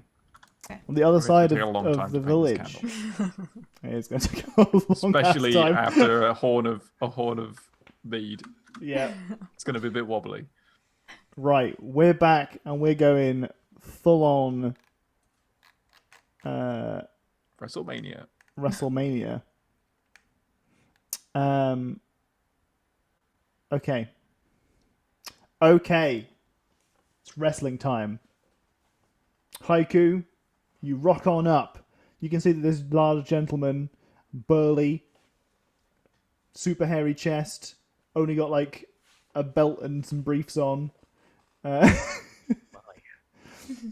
You can see that his body is painted in a similar kind of way. It looks a lot like they've got some kind of black sort of paint, or maybe some ash that has been kind of rubbed into his skin, and then they've drawn white lines over where the ribs might be. He has a kind of like a white mask over some of his like facial features that look like they're trying to be like cheekbones and like the jaw. It's not well decorated, and it's just very bare bones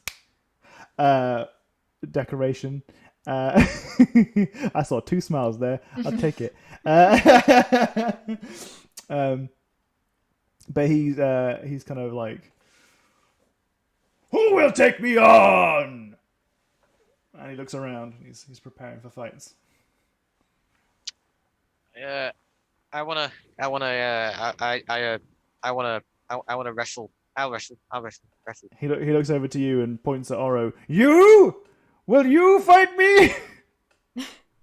Oh, Oh, people are too cowardly to fight me. No, I would like to I would like to wrestle. Please. I want to wrestle. Wrestle, please. He is. 3 It's hours extremely clear that he is He's seen you and thought, "Fuck in hell." There's no way that I beat this dude. Would you describe? So, how would you describe Haiku? Obviously, you've got this big old shell, which is contributing to his disinterest in fighting you. But would your, total body? You can use your Constitution roll for this if you'd like, but it doesn't have to. Constitution doesn't necessarily have to reflect your bulk. Neither does your Strength roll. Do you think that you're quite a bulky turtle, or do you think that you're quite slender? Reasonably bulky. Okay, so we're talking like medium turtle, or a little bit above. Yeah, slightly more of a medium. Okie dokie. So I would say that's probably about his size, except you've got a massive shell. So he is absolutely just kind of like scanning over the crowd, and up next to you, you can see that there is something kind of a shadow kind of looms into your periphery.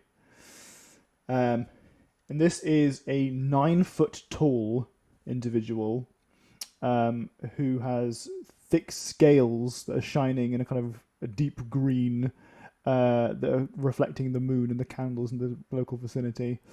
There are kind of pads of leather that have been strapped over various places that look like it's kind of holding a backpack in place.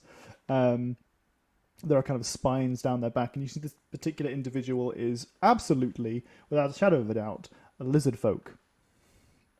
A very big one at that. And they kind of look over to you and say, "He won't fight me either." Yeah, he doesn't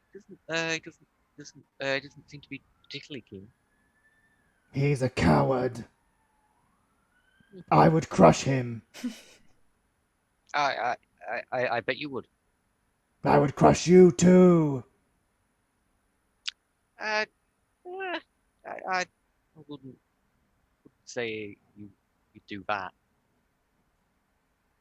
You doubt I've got Padlo like Lily? a big grin on my face when I say it. Oro comes up. Doubt who? Who? What's your name? Padlo Lily! Me! That was loud.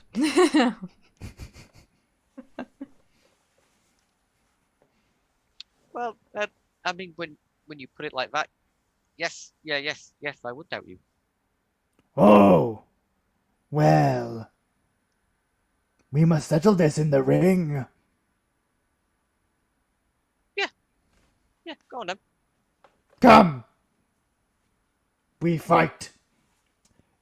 This individual pushes themselves into the arena past the other folk that are circling around, walks up to whomever this champion is that sat in the center, gloating and kissing their muscles, who she then pushes out of the ring with such force that he just kind of collides into the sand. There's lots of cheering and laughing, and just kind of everyone's kind of been taking the piss out of how terrified this guy is of fighting Padlo Lily and yourself.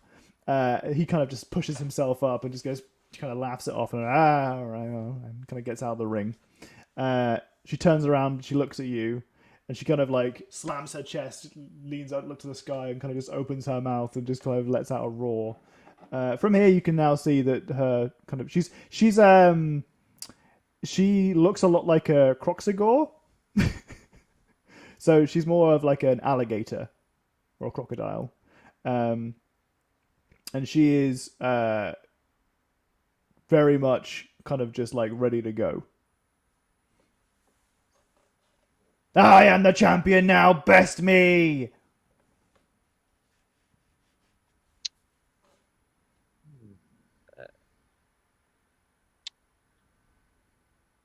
I mean, I have an idea in my head of what I want to do. All right. So what I'll put out is that the usual fight that goes on here is a wrestle, and it involves one person pinning the other one into submission. Usually, what I would do is that I would have you make repeated contested strength/dexterity checks against the other individual, and that every success that you get gives you a bonus onto your next roll. And the person who succeeds on the last roll would be the person who won. Okay. Right. So every success that you get would increase your chance of winning the final roll. But as in wrestling, there's always a chance that somebody will flip it at the last second, that kind of deal. That's what I would usually do. But also, I wasn't really planning on Padlo Lily rolling up here and taking over the joint. So it's really down to you what you want to do. Well, I mean, it's wobbly haiku, we'll call them now. While has doubted Pablo Lily's ability to beat them, they deep down still know that it's not a particularly good fight to take. Deep down. Very deep down. Yeah. Docs has stumbled upon. So, but obviously, I am drunk, say, at the time. My initial thought would be to just run at them, do a slight jump, and then shell. Would you be spinning when you did that? Nowhere near agile enough to spin. Okay. I'm going to totally fucking take that. We're going to do that 100%. I like that a lot. So what we'll do... Wobbly Haiku hasn't taken anything off. That's not crossed their mind. Right, okay. Okay, so that will bludgeoning damage then. Do I know of anything important on Haiku's back that he's, like, extra, like, cautious about? That he would be upset if he broke in a tumble? That's for Haiku to answer. If not, then it's fine. Wobbly Haiku doesn't think about this. No, but would Oro know that Haiku finds something really, like, important on their back that they wouldn't want to smash? Like during the 2 months that like characters all spent together that we didn't, maybe Haiku might have mentioned something kind of thing. It's sort of the whole thing with Haiku is everything's important. Okay. Which presents an issue. Okay. So we're going with the roll. Basically, Mum Mode Oro wanted to make sure that I would have tried to sneak something off Haiku's back to protect it, but if there was nothing that was that okie important, then I won't. So we're doing the Beyblade / Cooper shell attack. So what I'd like you to do is we'll go for a straight up. We'll say this is a melee attack. Okay. You've just got a combat only D6 as well, Jack. Oh, nice. You know. Which one do I press for melee? Have you got your claws in there? Not of the damaging item. Oh, don't want to. I mean, I've clawed my skills. Let me have a look at you. Let me have a look at you. We didn't put it on there for some reason. Let me put it in there now. Claws. What are they on your skills under? 1d4 plus strength. Yeah. Okay. So it's attack. Damage 1d4 plus strength. There you go. Sorted. Cheers. So now if you press that. Okay. So we're going to take this as your attack. Your attack, because this is hilarious, is that you are going to take a running jump at this lizard folk who's towering at 9 feet tall, retract into your shell, and then just chunk them with your shell as you bump into them. All right, with a 22, you absolutely manage to jump up, land into their feet, and you knock them to the ground sheerly with the force of yourself in your shell. And just there's no way to deal with that apart from just not being there when it happens. And you successfully landed your attack. So she was not deft enough in order to sidestep or jump over as you collide with her feet and knock her to the ground. You absolutely take the first round of this wrestling, and I will give you the next choice on what you want to do. She's prone at the moment. She's on the floor. Technically, coming out of my shell, I think probably takes an action. We're not doing combat at the moment. Don't worry about that. Okay. Well, I retract that with my Sure. shell. She's on the ground. What the fuck?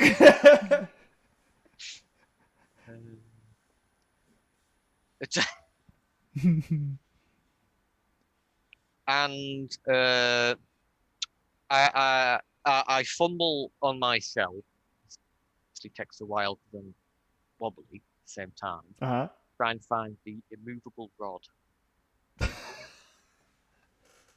which I do have. Uh-huh. Yeah. And place it in such a way that she can't move. So just place it on. Is she on her back or The on ultimate her pin. front? She's currently on her back. Okay, so just drop it on like a chest or a stomach. Any way in which will stop her from standing back up. You win. So you lean over, you take this, you bring it back from the back of your shell, or I don't know if you've got it secreted somewhere on a pack that's tied to you elsewhere. You bring out this metal rod, you say a quick word into its handle, place it directly above her chest, so it's like here. I believe there's a button on top as well. Yeah, you press the button to activate it, and it just stays there. And she starts going,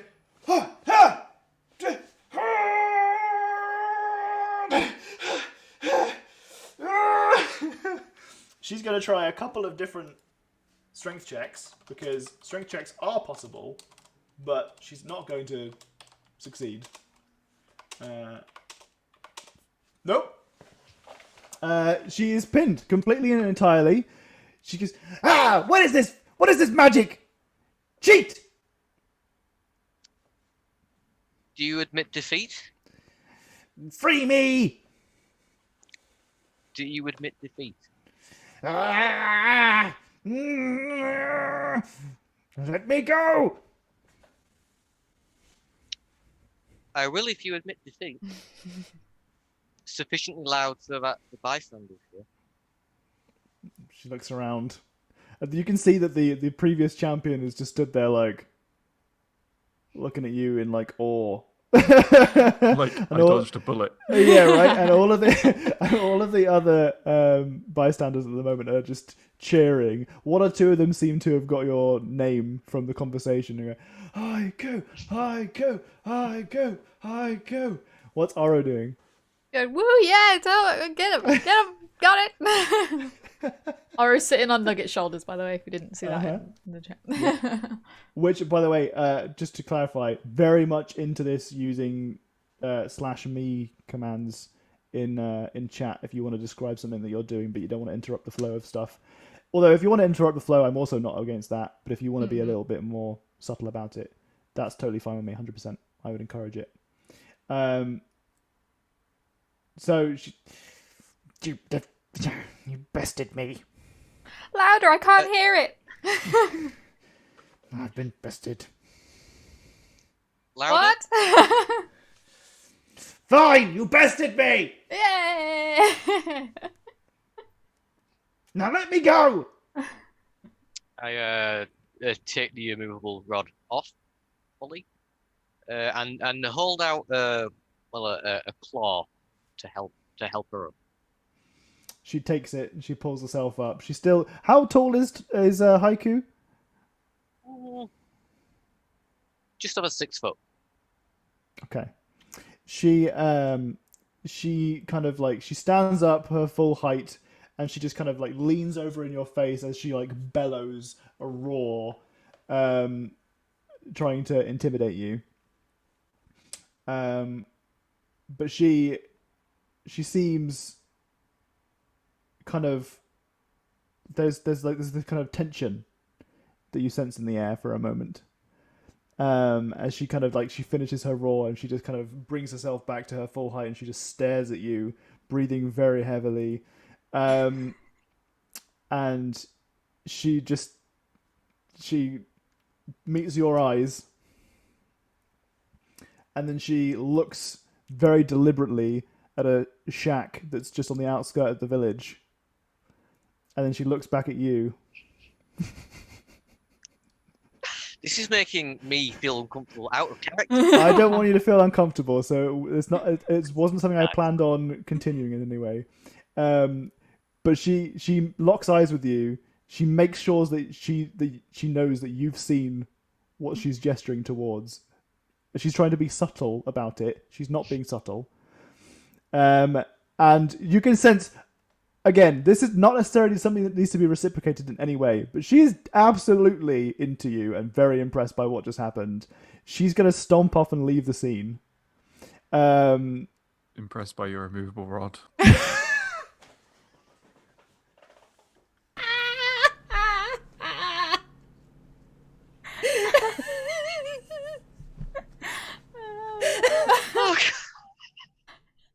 Sorry, was that meant to be in chat rather than interrupting? No, that was definitely better interrupted.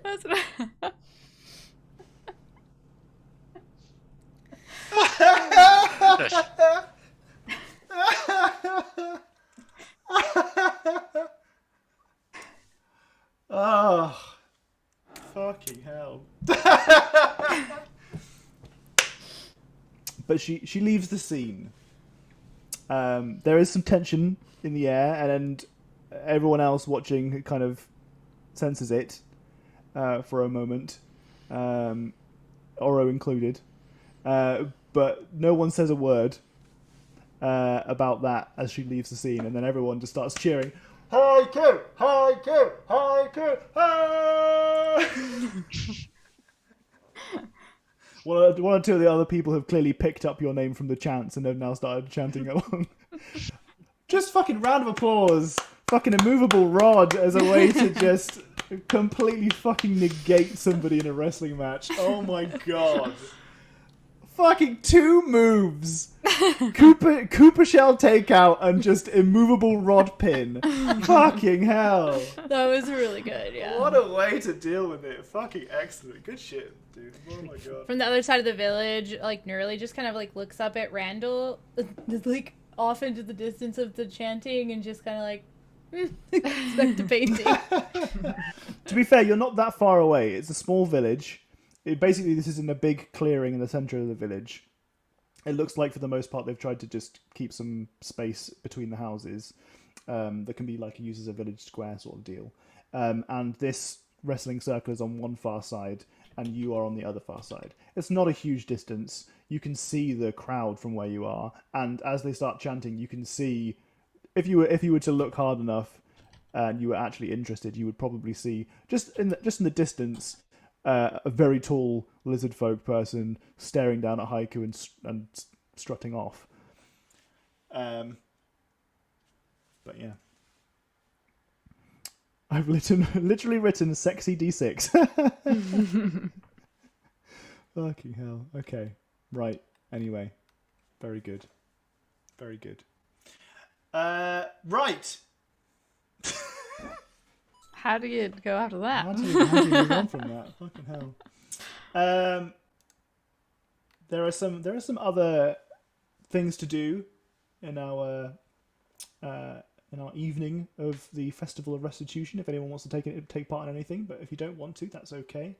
How does Oro and Horo and Haiku resolve that scene? I sort of look over to Oro for approval at the lizard lizard lady walking on.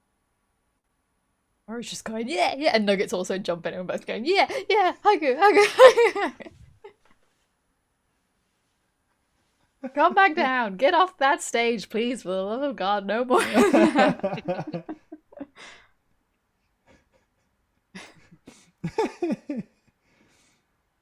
Question. What else do you want to do, Haiku? Oh, sorry, go ahead.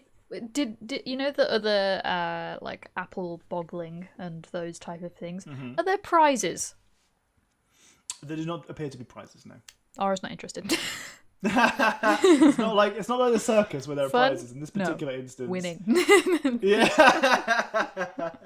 Okay. Yeah, no, these appear to be mostly just for fun. Okay. I think at some point when we're painting candles, when everyone's walked away, I'll ask Priscilla, like, if we should be going and doing this thing tonight, or if we're supposed to be, like, sleeping and going during the day. Sure. Okay. Well, before we move back to that, the gentleman who had just the belt and the kind of the black paint on and the stuff will move over to Haiku, grab your hand, lift it up, and say, "We have a champion of atonement!" And he kind of like lifts your arm in the air. Everyone goes, "Haiku, Haiku, Haiku, Haiku." And he goes, "Oh, you're new. The champion of atonement has no need to atone tonight. Your sins are forgiven. Haiku, Haiku, Haiku." If I'd known that.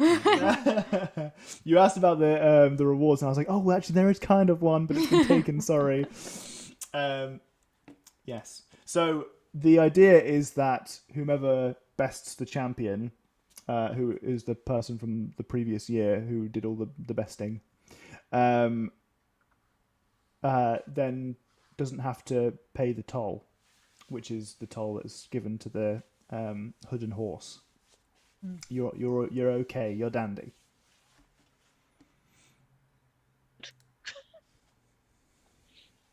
Well, I'll leave the ring and go join Oro. I think sort of drunken celebration.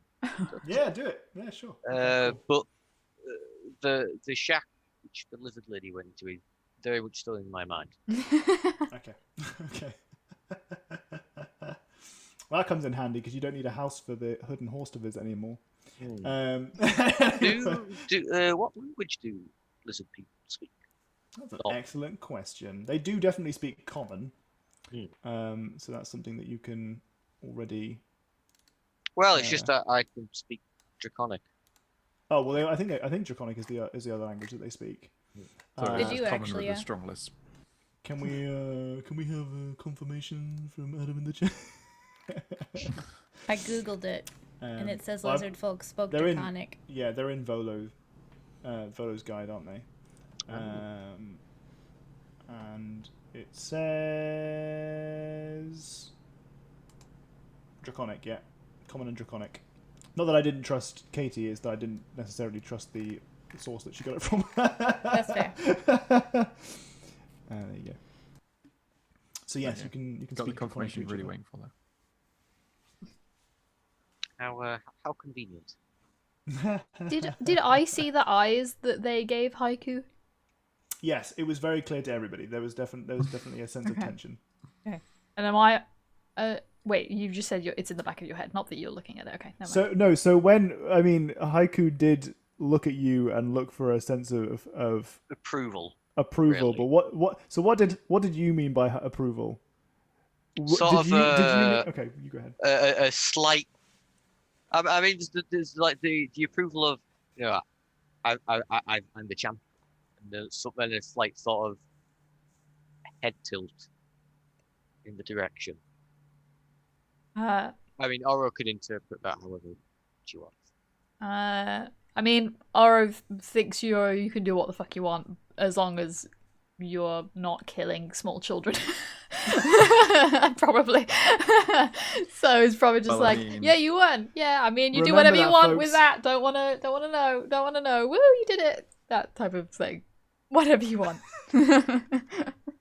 Whatever you need. Wise words. Very wise words. As long as you're not getting He's children. like, children. Okay, cool. Cool. So you can step down from the ring, and you kind of just. Good job. Well done. So, Haiku, what are you gonna do for the rest of the night? Are we gonna go and paint some candles, or you got plans all of a sudden?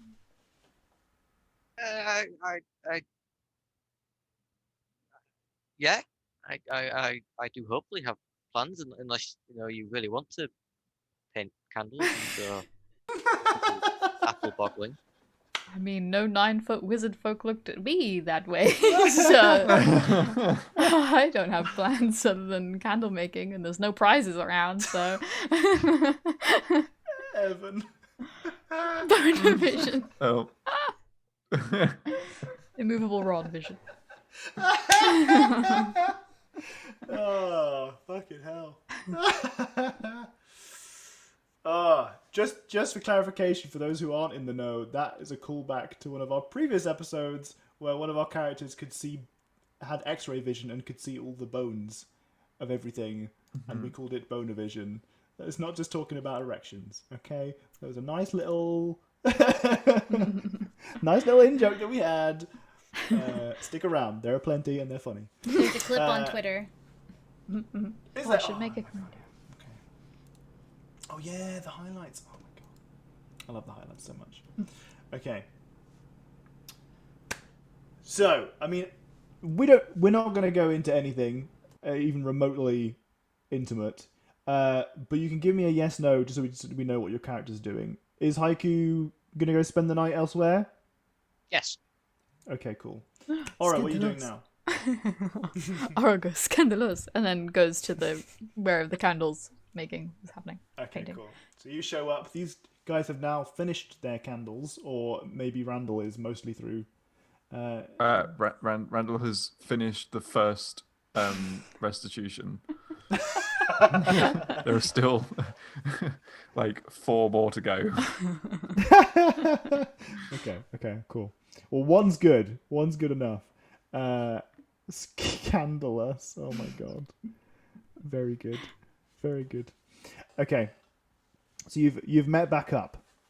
Or you return and you can see that the table seems to be mostly clear now. You can see that Priscilla is sat down here, and she's also done a candle that's covered in moons. And you can see that she's whether or not that's partly due to her trying to look for some kind of atonement for being kicked out of your community or what. But it is she's just covered the entire thing in moons. Like there's just loads of moons, just tons of them. Too many really. But all in like at the very top there's like the kind of like classic depiction of like crescent moons that all fold into one big full moon on both sides, waxing and waning each side. And then the rest of it is just all different types of moons all the way around it. And she's like, she's still quite happily painting away. Hello, I have returned. I'm gonna wait to see if anyone notices I'm on my. Yeah, where's Haiku? We heard everyone chanting. Yes, Yeah. so Haiku won, but it was against a 9-foot lizard folk woman who they went against, and after Haiku won, she very much gave him the eyes. And What eyes? Oh, the eyes, Like her eyes. No. This might be circus talk again. They're gonna go fuck again. Oh, They went to her cabin. That's what's gonna happen. That's what the eyes means. Okay. So. So if you give someone your eyes. No, you don't. No, you don't you don't like take out your eyes. It's just like a look you give someone. I think this is more circus stuff. I know. We're trying to work it out. It's like when you like look at someone like you wanna and then she looked at her house and then looked back at him like, "Oh, you wanna?" No, you don't just ask. No, it was like giving the eyes, and then you just know what it means by the eyes. Does Oh. that mean they went guns a blazing, or did they go full throttle? Well, I don't think you can really know that, right? Because it's in. Never Well, mind. they went in all the way inside somewhere with a plan, because they're going into the shack. yes. Great point. I don't know how to answer this. I don't think those terms relate to the woohooing time. So. Maybe, Oh, I speak Simlish look. too. What is woohooing? Hey, Malcolm. The eyes. So I guess we're gonna go catch or watch this boar in the morning then. Yes?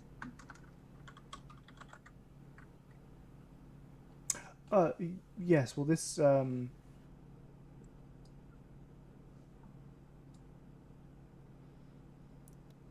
night sky. Oh, of the Tom moon. froze. You froze. Yes, this album, and then frozen. Oh. I couldn't I tell. couldn't tell him. I think everyone froze because nobody else was also moving. Oh, everyone was still moving for me but Tom. Yeah, I think So- everyone. Am I okay now? Yeah, you're Yeah, fine you're good, now. yeah. Okay. It did pop up saying my internet connection wasn't. But stable it for a looked second. so much like you were just doing a long pause that we were just waiting Yep. for the answer. I just believed it.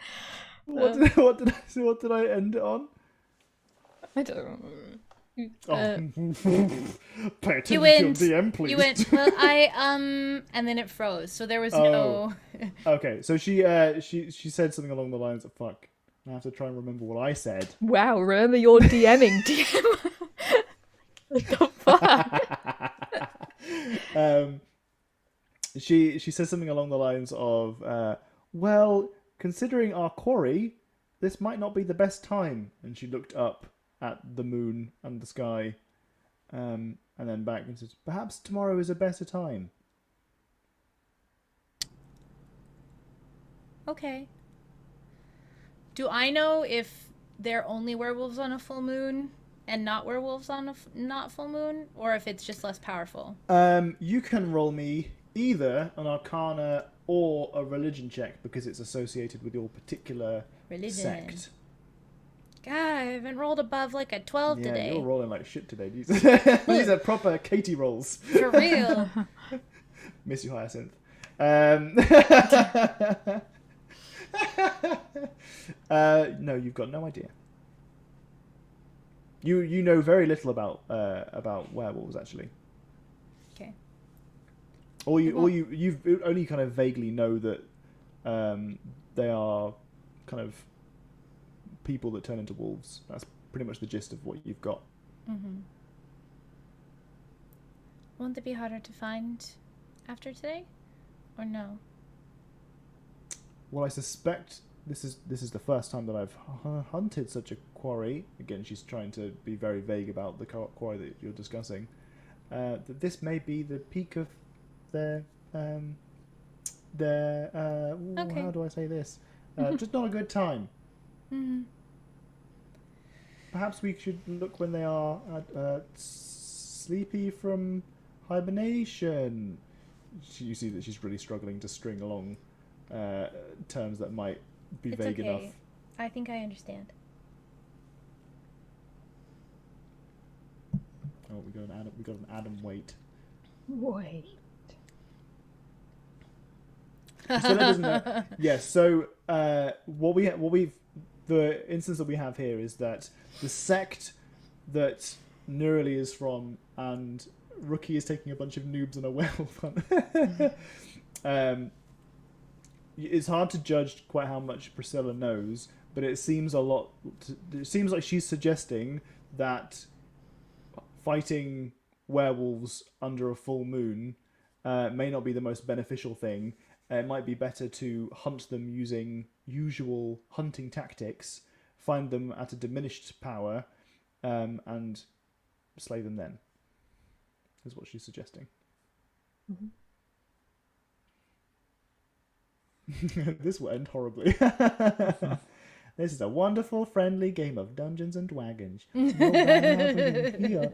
Everything is okay. But anyway, is there anything else that you'd like to do in your festival?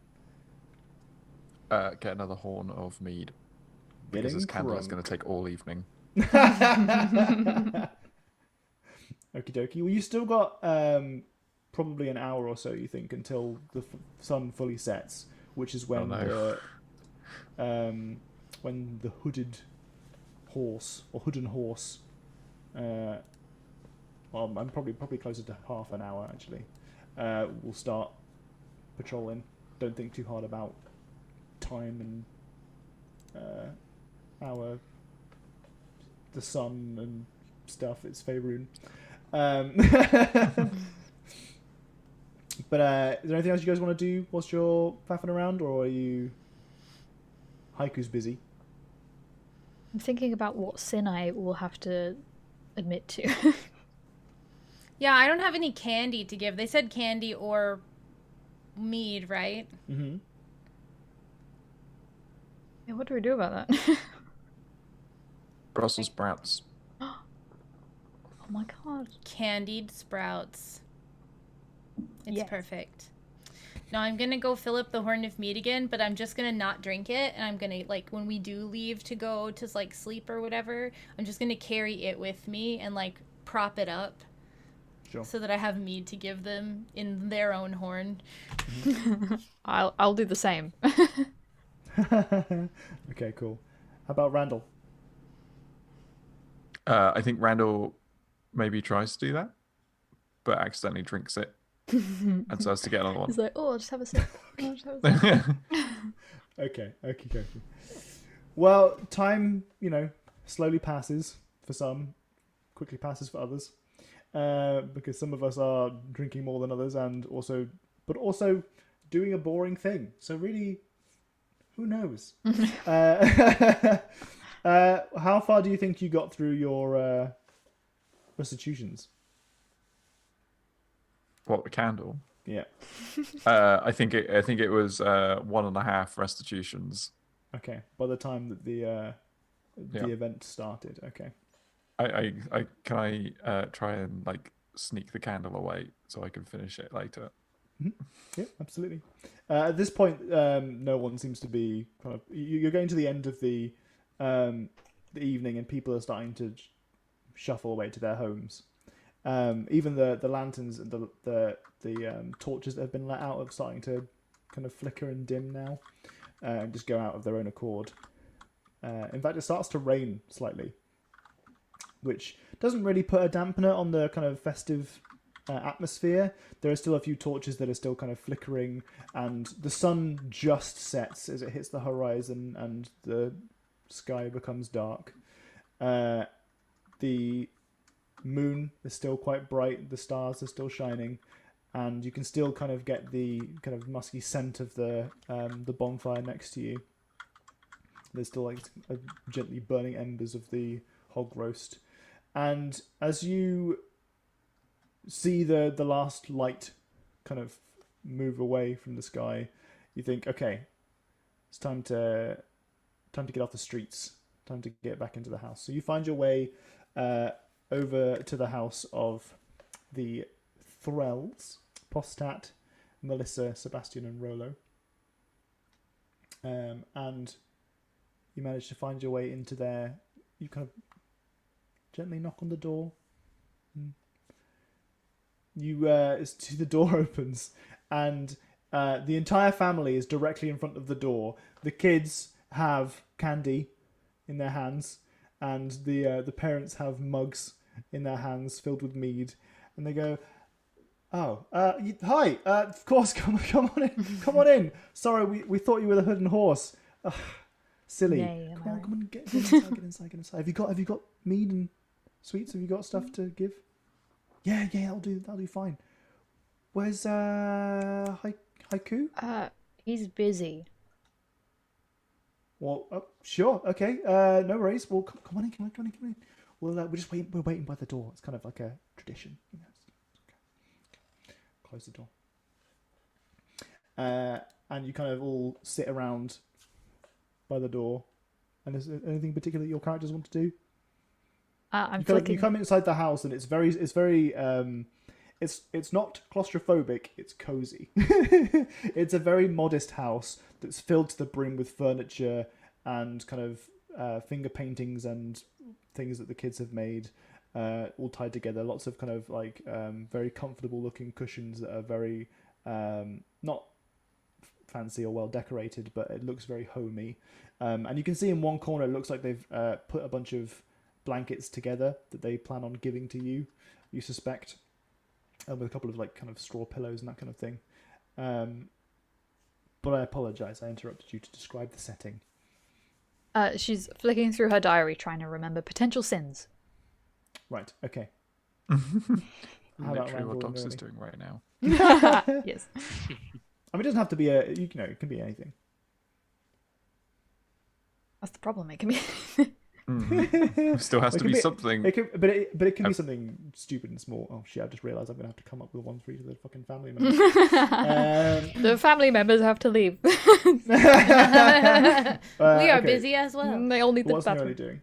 I see Oro flipping through her diary, and I kind of quietly am like, what do you think they would consider a sin? Oh, it's just fun and games, really. You can come up with just about anything, and kind of. Rolo says, mine's going to be that. Mum says it should be too much roughhousing. That's fair. It's just silliness, really. Okay. It's not a big deal.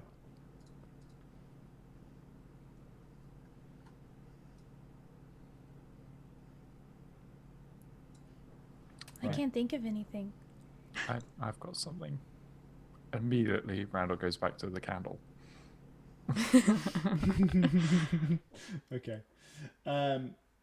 Well, shortly after you start hearing knocks on other doors down the road, and you can hear like the murmuring of conversation in the distance, and kind of Postat and Melissa start going kind of excitedly turn to the kids like, oh, the hood and horse is coming, the hood and horse is coming. And we kind of wait patiently, and then knock on the door comes, and they open the door. Say, hood and horse, here you go. Couldn't think of a rhyme fast enough. We pay you for our sins, and they hold out a mug of mead or a handful of sweets or whatever they've got there. And Postat says, I ask for forgiveness. This year, I had a whole one of the hog's legs to myself. And then Melissa steps up. She says, I ask for forgiveness. This year, I plucked flowers from our next door neighbour's garden without asking permission. Sebastian steps up and says, I ask for forgiveness. I thought mean things about Rolo. And Rolo's, How could you? and you can see for an instant it is like his fist like tightens, like he looks like he wants to give him a shove. Yeah. Herd and horse. I ask for forgiveness for too much fighting with Sebastian. And he gives over the sweets.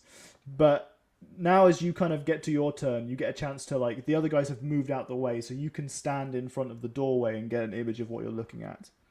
This particular image is this person is maybe 10 feet tall. They have a giant horse head skull on their shoulders that is just looming down at you. This is very, very intimidating from this height, especially as it is just like they are kind of stood a couple steps away from the house, so they can probably get a look at you. You can't see anything because of the light that you've got here. The rain is kind of splashing down in the mud and the ground beneath them, covering the the skull with moisture, and the robes that they're wearing are just thick with wet. And you can see that there is this big dark black robe that goes all the way down to the ground. At the bottom it's sodden and it's covered in mud. And then you can't see an instance of skin on them at all as they hold out their hand. And you can see that their hand is flesh. Takes whatever gifts from each of these individuals, and you can see that they're kind of like looking down at you. I knew that someone would fucking pick up with thick with wet. I went to do it, and then I heard Doc's type, and I was like, he's probably doing it. Great minds, you know. Herd and horse, we pay you and we show remorse. Fuck, that's so good. Good job, guys. Wow, very good. If you haven't got a inspiration, Katie, you can have an inspiration for that one. Yes. I know that you're kind of riding off of the back of Haiku's. I am. That's true. But I know that Jack But already has had he's already got one, inspiration yeah. awarded to him multiple times and hasn't used his inspiration yet. Actually, calling back to the awesome Jack incident where he haiku'd his way through rolling Cooper immovable rod stuff. One thing I'd like to say to that is, I don't know if we've got anyone in chat who's still new to the game and wants to get involved and we're looking for tips. But a tip that I would take from that instance is, don't always think, here are the rules for D&D. These are restricting what I can do. Think, I want to do this, and then see what my DM will let me get away with. Because there's no rules in the game for using your shell as a as a projectile and knocking someone over and then pinning them with that. Like, there's no rules for that. It's a you know, it's a guide, right? They're guidelines. So yeah, exactly. It was a proper Cooper little moment that we had there. So yeah, have fun with it. But anyway. I read about the immovable rod a few days ago. Such a fun item. Well, when we were bringing Haiku into the game, because we were bringing them in at, was it level 7 or 8? We were like, you got to have like a magical item or two, right? Like it's not fair for you to come into the game. Everyone else has got 1 or 2 magical items. You've got nothing. And that was one of the options. And I was like, I'm pretty sure you'll like this. I do. But anyway, so this giant, intimidating figure kind of just waits patiently. Who steps up to the plate? I will. Okay. Was it herd and horse? Herd and horse, forgive us for our sins? I don't remember what it is. Something I like ask that. you for forgiveness is what they were I saying. ask you for forgiveness. For I have wanted more than I have need for. Oh, good one. Okay. All right. This giant hand reaches out and waits patiently. As you're closer, you can see that this individual, 10 foot tall, the hand is in proportion with the rest of this person's size. And you can see that their hands are kind of like filthy, almost ashy, but with like dirt. That's like kind of really dark, thick, kind of black mud, or soil rather, and just waits patiently for. I hand the horn of mead. Okay, it kind of gets secreted away somewhere. Oh, they take the whole thing. Oh. Randall looks slightly disappointed.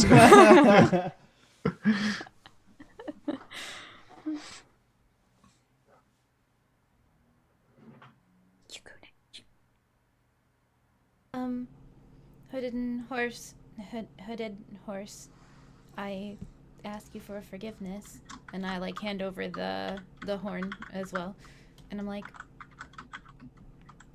I did not show enough faith.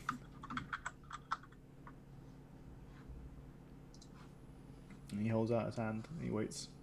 He takes Give him the horn. Takes your horn and it's secreted. So somewhere in these massive robes that are just are flowing everywhere. I want to take a step back. The individual's not said a single word this entire time, by the way. Mm-hmm. Is her hand gnome-sized? No. Is Priscilla gonna go? Does she look like she's gonna She does not look like she's gonna go. go? You go. We'll think. She steps up to the plane and she says, Herdon horse, I ask you for forgiveness. And she holds out the mug. And she says, I've failed my community.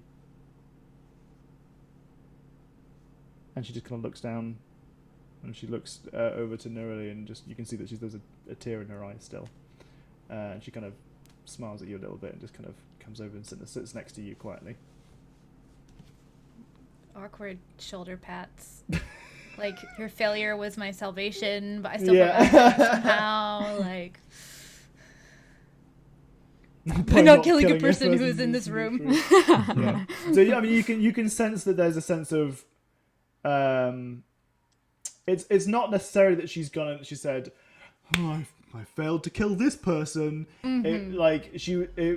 You could sense that the way that she was wording that was to be more like, I didn't live up to their expectations. Mm-hmm. You know, I whatever I have done over however long has led them to kick me out. Yeah. She's not necessarily attributing it directly to one instance, but obviously that's what comes to mind immediately. And her turning to you with a tear and kind of smiling is kind of just to, obviously you guys haven't really spoken about it, and as we discussed last session, it's the kind of elephant in the room kind of scenario where you don't really want to have a heart to heart. But in this instance, you can tell that she doesn't necessarily mean ill about it. But yeah, Jesus, awkward move. All right. Okay, just like, okay, hidden horse, I ask for forgiveness for all the time I spent over winter writing books.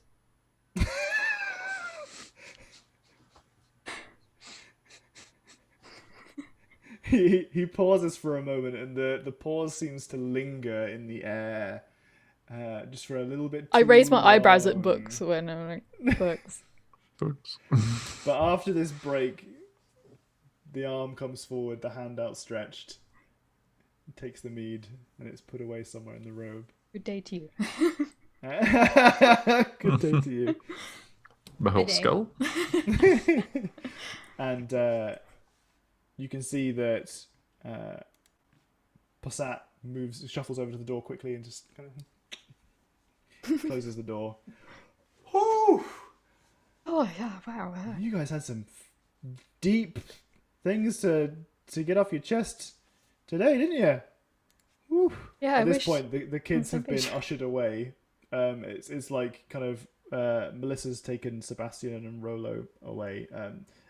You suspect that she did it out of privacy for yourselves, that she would kind of give you a little bit of opportunity to confess, but also partly because you suspect, at least partly because she doesn't know you guys, and you could say anything, and that would be potentially very scarring for poor children.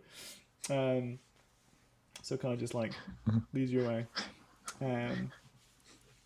I had written down lewd books, and I was like, "Oh, the kids might be there. I don't have to deal with that." So I didn't I'm say sorry. it. I'm sorry. I should have said. Well, I mean, you guys were kind of like sat at the door waiting patiently for your turn. You probably wouldn't have noticed Yeah, I immediately that she'd kind of ushered them aside. But regardless, I mean, the hood and horse is gone, and you're left with Possat, who, he's still, this house is fortunately quite lofty, so Possat, being quite tall and broad, has no difficulties moving around in here. Do you think Nugget was brought into the home or left in there's a barn attached? Oh, I want him to be brought in if he can be. Should have thought of a sin for Nugget. Too many scritchies. Making a what- nest out of Atticus's fine blanket. Oh, yeah. Well, you suspect that Melissa probably would have had an issue with Nugget coming in. because their house is as tall as it is, filled with furniture, and Nugget's quite not the most refined individual when it comes to. But if you suspect that she'd be too polite to decline if you tried to bring Nugget in. If she looked awkward about it, then I would just ask Nugget to Okay. wait outside. Okay. I asked for forgiveness for killing the last 5 families I've stayed with.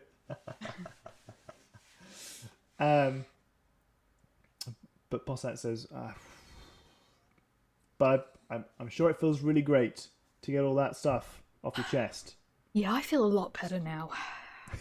Just, getting it out there, airing it all, that kind of stuff. Just must feel really great. Yeah. Okay. Yeah. Well, that's good. Over at Haiku's place, the knock comes. You guys are dressed. Are we? It's been a while, and you knew this was coming. Choice of words here. The knock comes, and the door opens, and Padlo Lily walks up, opening the door to the Hidden Horse, and she says, I have no interest in your authority, but I sinned by your ideals. and she hands out what looks like some dried jerky, which she kind of just plops on the floor in front of the Hidden Horse, and just says, I ate one of the ponies that belongs to Possat. and then she closes the door before even seeing whether or not the Hidden Horse receives the gifts. And then that leaves it at that, knowing full well that the champion needs the champion of Atonement needs no gift for the Hidden Horse. And forgive me, for I have collected many STDs. There is magic in this world that heals things. It's fine. No. But she returns to bed. Or, sorry, you return to your activities. Doesn't have to be in the bed. Doesn't have to be that. We'll leave it there. You could be reading books. Yes. That's what lay on hands is for. Showing off my shell. Who knows? Yes. Mm-hmm. That's what the kids are calling it these days. Showing him my shell. Playing cribbage. Okay. Well, you are shuffled away to the barn, whereas unfortunately the only place that they've got space for you. It's spacious enough there for you guys to sleep soundly. It is a bit chilly, but it's better than sleeping in a tent or using your bedrolls. And there is plenty of hay that's there that's comfortable enough. It's a bit messy, but you've got prestidigitation and you'll be fine. It's a chilly night. The rain gets heavier and heavier, and it gets very cold. Kind of occasionally wake up in the night, just seeing your breath. But again, better than the alternative. And fortunately enough for Oro, you're nestled up with Nugget, so you're fine. But in the early hours, you hear a scream. Oh no.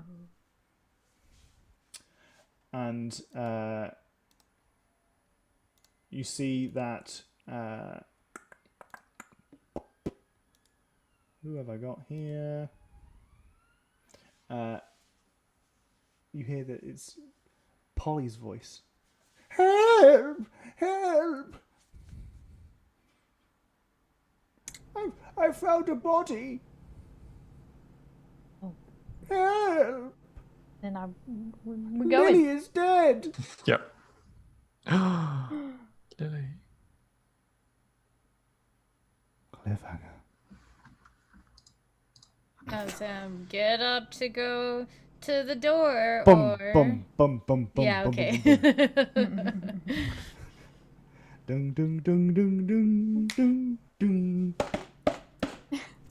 Da, da, da, da, da. Cliffhangered you. Got cliffhangered. And nobody saw it coming. So surprising. Listen, it's not about surprise. It's about withholding information so that you've got suspense for the next session. I always have I'm fully suspense for the next suspended. session. Okay. You can't just say cliffhanger, you just cliffhang. I can say it because it's a meme. Okay? It's a meme. Cliffhanger, you got the best of me. Got cliffhangered, nerd. Right. Anyway, hope you guys had a good Important. session. Consider Dude, your I have a- cliff hung.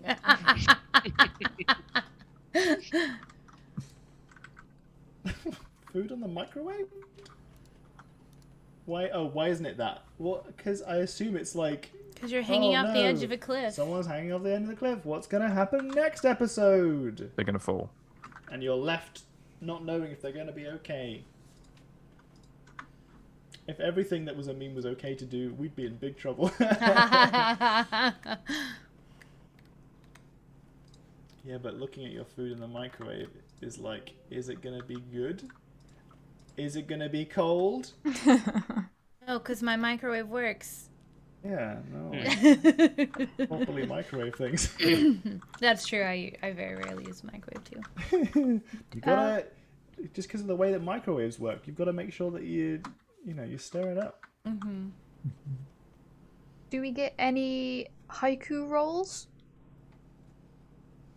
Maybe? Oh, you want to roll? You want them to roll for performance, or we want them to roll? I for mean, performance? haiku has a d6 from Evan, which is why I'm bringing it up on the off chance you'd want to use it. Okay, well, in which As a case sexy we will D6. we will ask 2 questions of haiku. Haiku, you spent the night at Padlo Lily's house. Yes. Certain things were insinuated.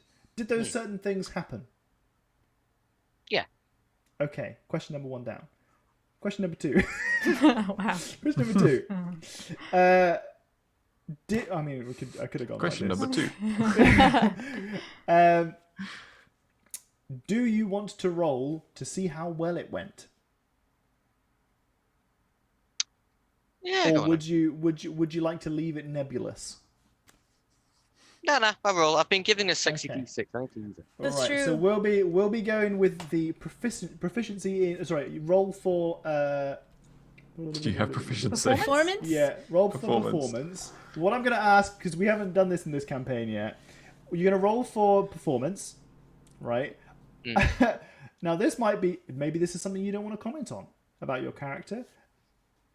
I'm not pressuring you here, okay? If there's anything you don't want to discuss, don't discuss it. Do you think Haiku is experienced? Considerate? Generous? Proficient? I'm asking if you're going to have a proficiency bonus for this. They've had a lot of experience, but it doesn't help. Excellent. Not a lot of experience with lizard folk. Okay. Hmm. It doesn't help. Okay, so you don't get a proficiency bonus. Does In he get which advantage case- because she's already super into him? No. Dang. I mean, she doesn't I'm have the that champion. kind of. Yeah, but Yeah, come on. She's don't a even warrior care woman who that got much. bested. Do you Half of it is understand what being that the means? champion anyway. didn't say she was a warrior woman. It was implied, but not Yeah. necessarily true. Is it true or is that not true? I mean, I hadn't planned for her to be a warrior woman. I think that She's would a be lizard folk that's 9 feet tall and got turned on when someone bested her at combat. She's a warrior woman. Okay? It's basically the definition. He lives in a bog village in the middle of nowhere. I know, She's that's not on why the this front is lines of a particularly fight. exciting. Yeah. Yeah, Okay. it's even more horny. What do you mean? I say advantage. It's a hard life out here. Yeah, Okay. everything else has been weak tea. All right. Okay. Champion. Yeah. No, that's a fair point. I think. Yeah. Okay. I don't go that far. Bloody hell. The bogs are cold in the winter. And All right, lizards okay, need okay, warm okay. things to digest All right, their good. food. Sure, you get When the advantage. bogs freeze over. You get advantage on your roll. I'm like, somebody Roll didn't a watch enough D6 Star with Trek to know how the advantage. Klingons work. No, you roll performance, Oh, performance. Yes, of course. and then you can add a d6.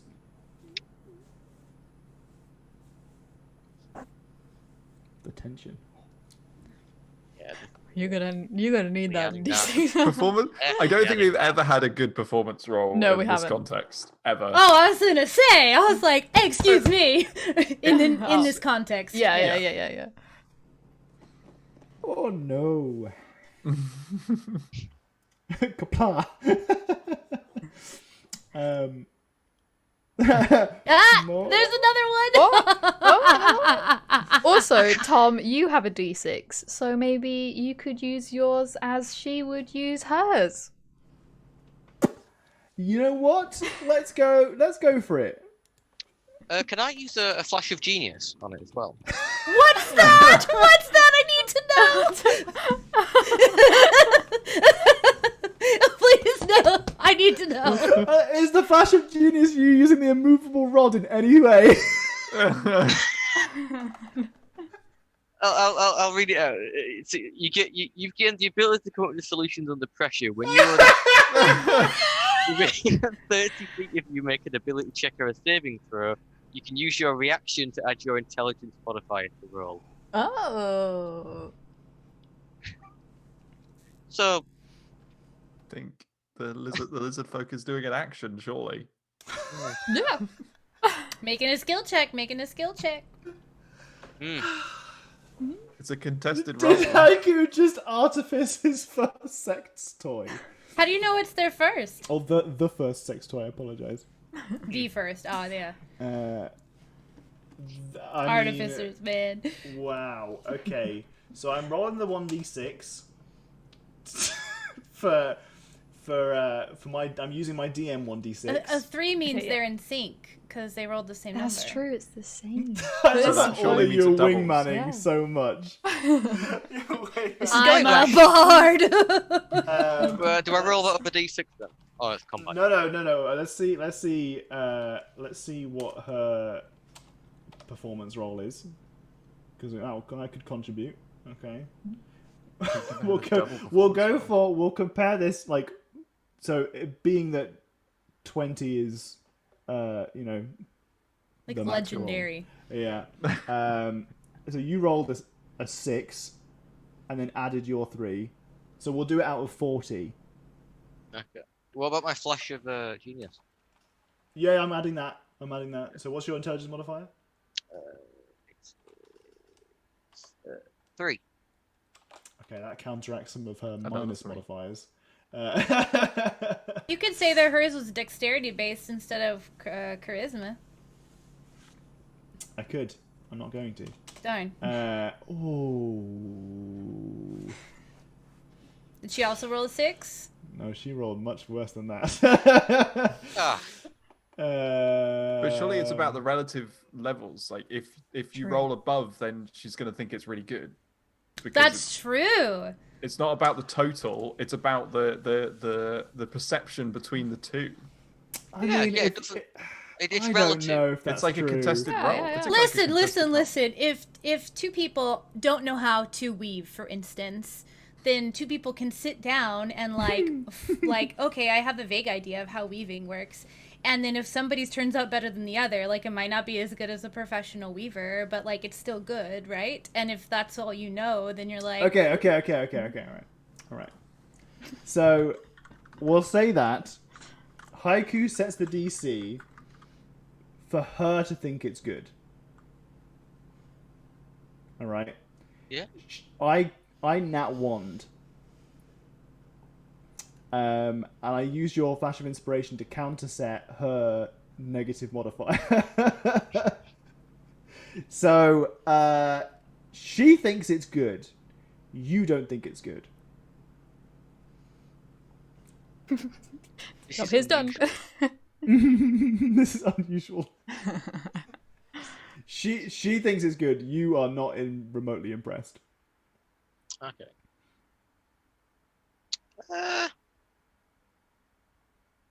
Although, however, right, to put this in context, mechanically, she does not perform well. Whether or not you enjoy it is still, that's down to you. That's subjective, right? But mechanically, she does not perform well. Thank you, Mal. But it's like pizza. Even bad pizza is still pizza. That's what I'm trying to say. I mean, if it's the first time with a lizard folk, I've got nothing to compare it to. Sure. Okay. There you go. Yeah. All right. Yeah, I'm happy with that. She set If the you're bar. happy with that. A low bar maybe, but a bar nonetheless. Is this a collecting thing again? Not a bar and a movie. Now you're starting to notice there are notches along the shell. Does she have anything on a person she would be willing to give me as a reminder? Since she enjoyed it. Oh my god, are you putting her underwear somewhere on your shelf? No. Put a thong Christ, bag Tom. there. You know. What? Thank you, please. Well, You I'm know, the problem now we here. know. Now we know what Tom thinks of as a sentimental. Yeah, like- memento. I mean, he's the one. Piece of He's the one jewelry who's or- looking or for a big, trophy. Oh, why does it have to be a trophy and not a? He's What is collecting things. Hold on, no. What's the word? A A memento. souvenir. A memento. Yeah. Not a trophy. Okay. Well, I mean, it came across as a trophy. Okay. I thought I of it didn't as a think of it, memento. yeah. He even Okay. said something Okay. to remember it. Okay. Well, you tell me. Are you looking for a memento? I think or a we're trophy? learning a lot about Tom right now. You're learning about my perception of. It's not my personal outlook on things. Well, I you- am looking for a perfectly innocent memento. Okay. Okay. Right. Okay. Haiku was okay. not a perv. Okay. Cool. Okay. Great. Hmm. God, who fucking knows what the lizard folk have lying around the house? Teeth? Neighbours. I mean, that might. Old skin. Not one of her teeth, like one that Jesus. There is.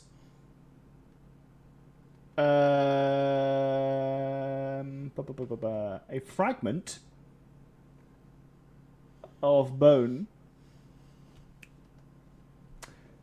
I'm trying from the remains of a pony. So you can take something from the pony skeleton that she has secreted away somewhere after eating it. Yep. I will. It is a whole skeleton. I will grab a small piece and chisel her name. Now you've gone so... Oh, that's What? sweet. That's very cute. Okay, all right. You've brought it up here now. I'm happy with that. I was very concerned that there was some trophy shit going on here, but I'm glad that we're all on the same page that we've now turned this into something wholesome. I Almost think for felt the like rest of Tom us, was I trying want to to speak play- on behalf of everyone but Tom and say that we all thought that you meant memento and not trophy. It's just because it fell into that stereotype of like guys collecting trophies and stuff, and I was just like, this is a weird way to go with this. My brain put it into stereotypes, not oh, that's a sweet thing to do. He's clearly very sentimental. Yeah, oh no, I mean, I'm very glad that I'm that's how that ashamed was of you, resolved. Tom. Listen, all right, I don't need this kind of energy. All right, I'm not actually ashamed of you, but back to bones. We've come full circle. A cool thing she hunted. Yes, exactly. It almost felt like Tom was trying to play add the next word in a sentence to himself. That's most of my sentences. isn't that just DMing? Okay. Right. Are we content with how that's been resolved? Very content. Okay. Thank you. Okay. Maybe there are some other screams in the night that aren't old lady screams. Sorry, got me. I thought I was muted, and I was like, I'm not muted. I'm just really lolling right now. Okay.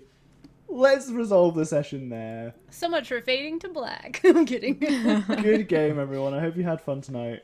Thanks to everyone who's been hanging out in stream chat. It's lovely to see all of you. I'm sure you were really glad that you were here for this. This one had way less pickle talk. Oh, did it? No, we're ending it now. No more pickle That talk. depends on where you were. Oh, jeez. Alright, would you look at the 20 time? minutes sexy time overtime is the bee's knees. Oh my god.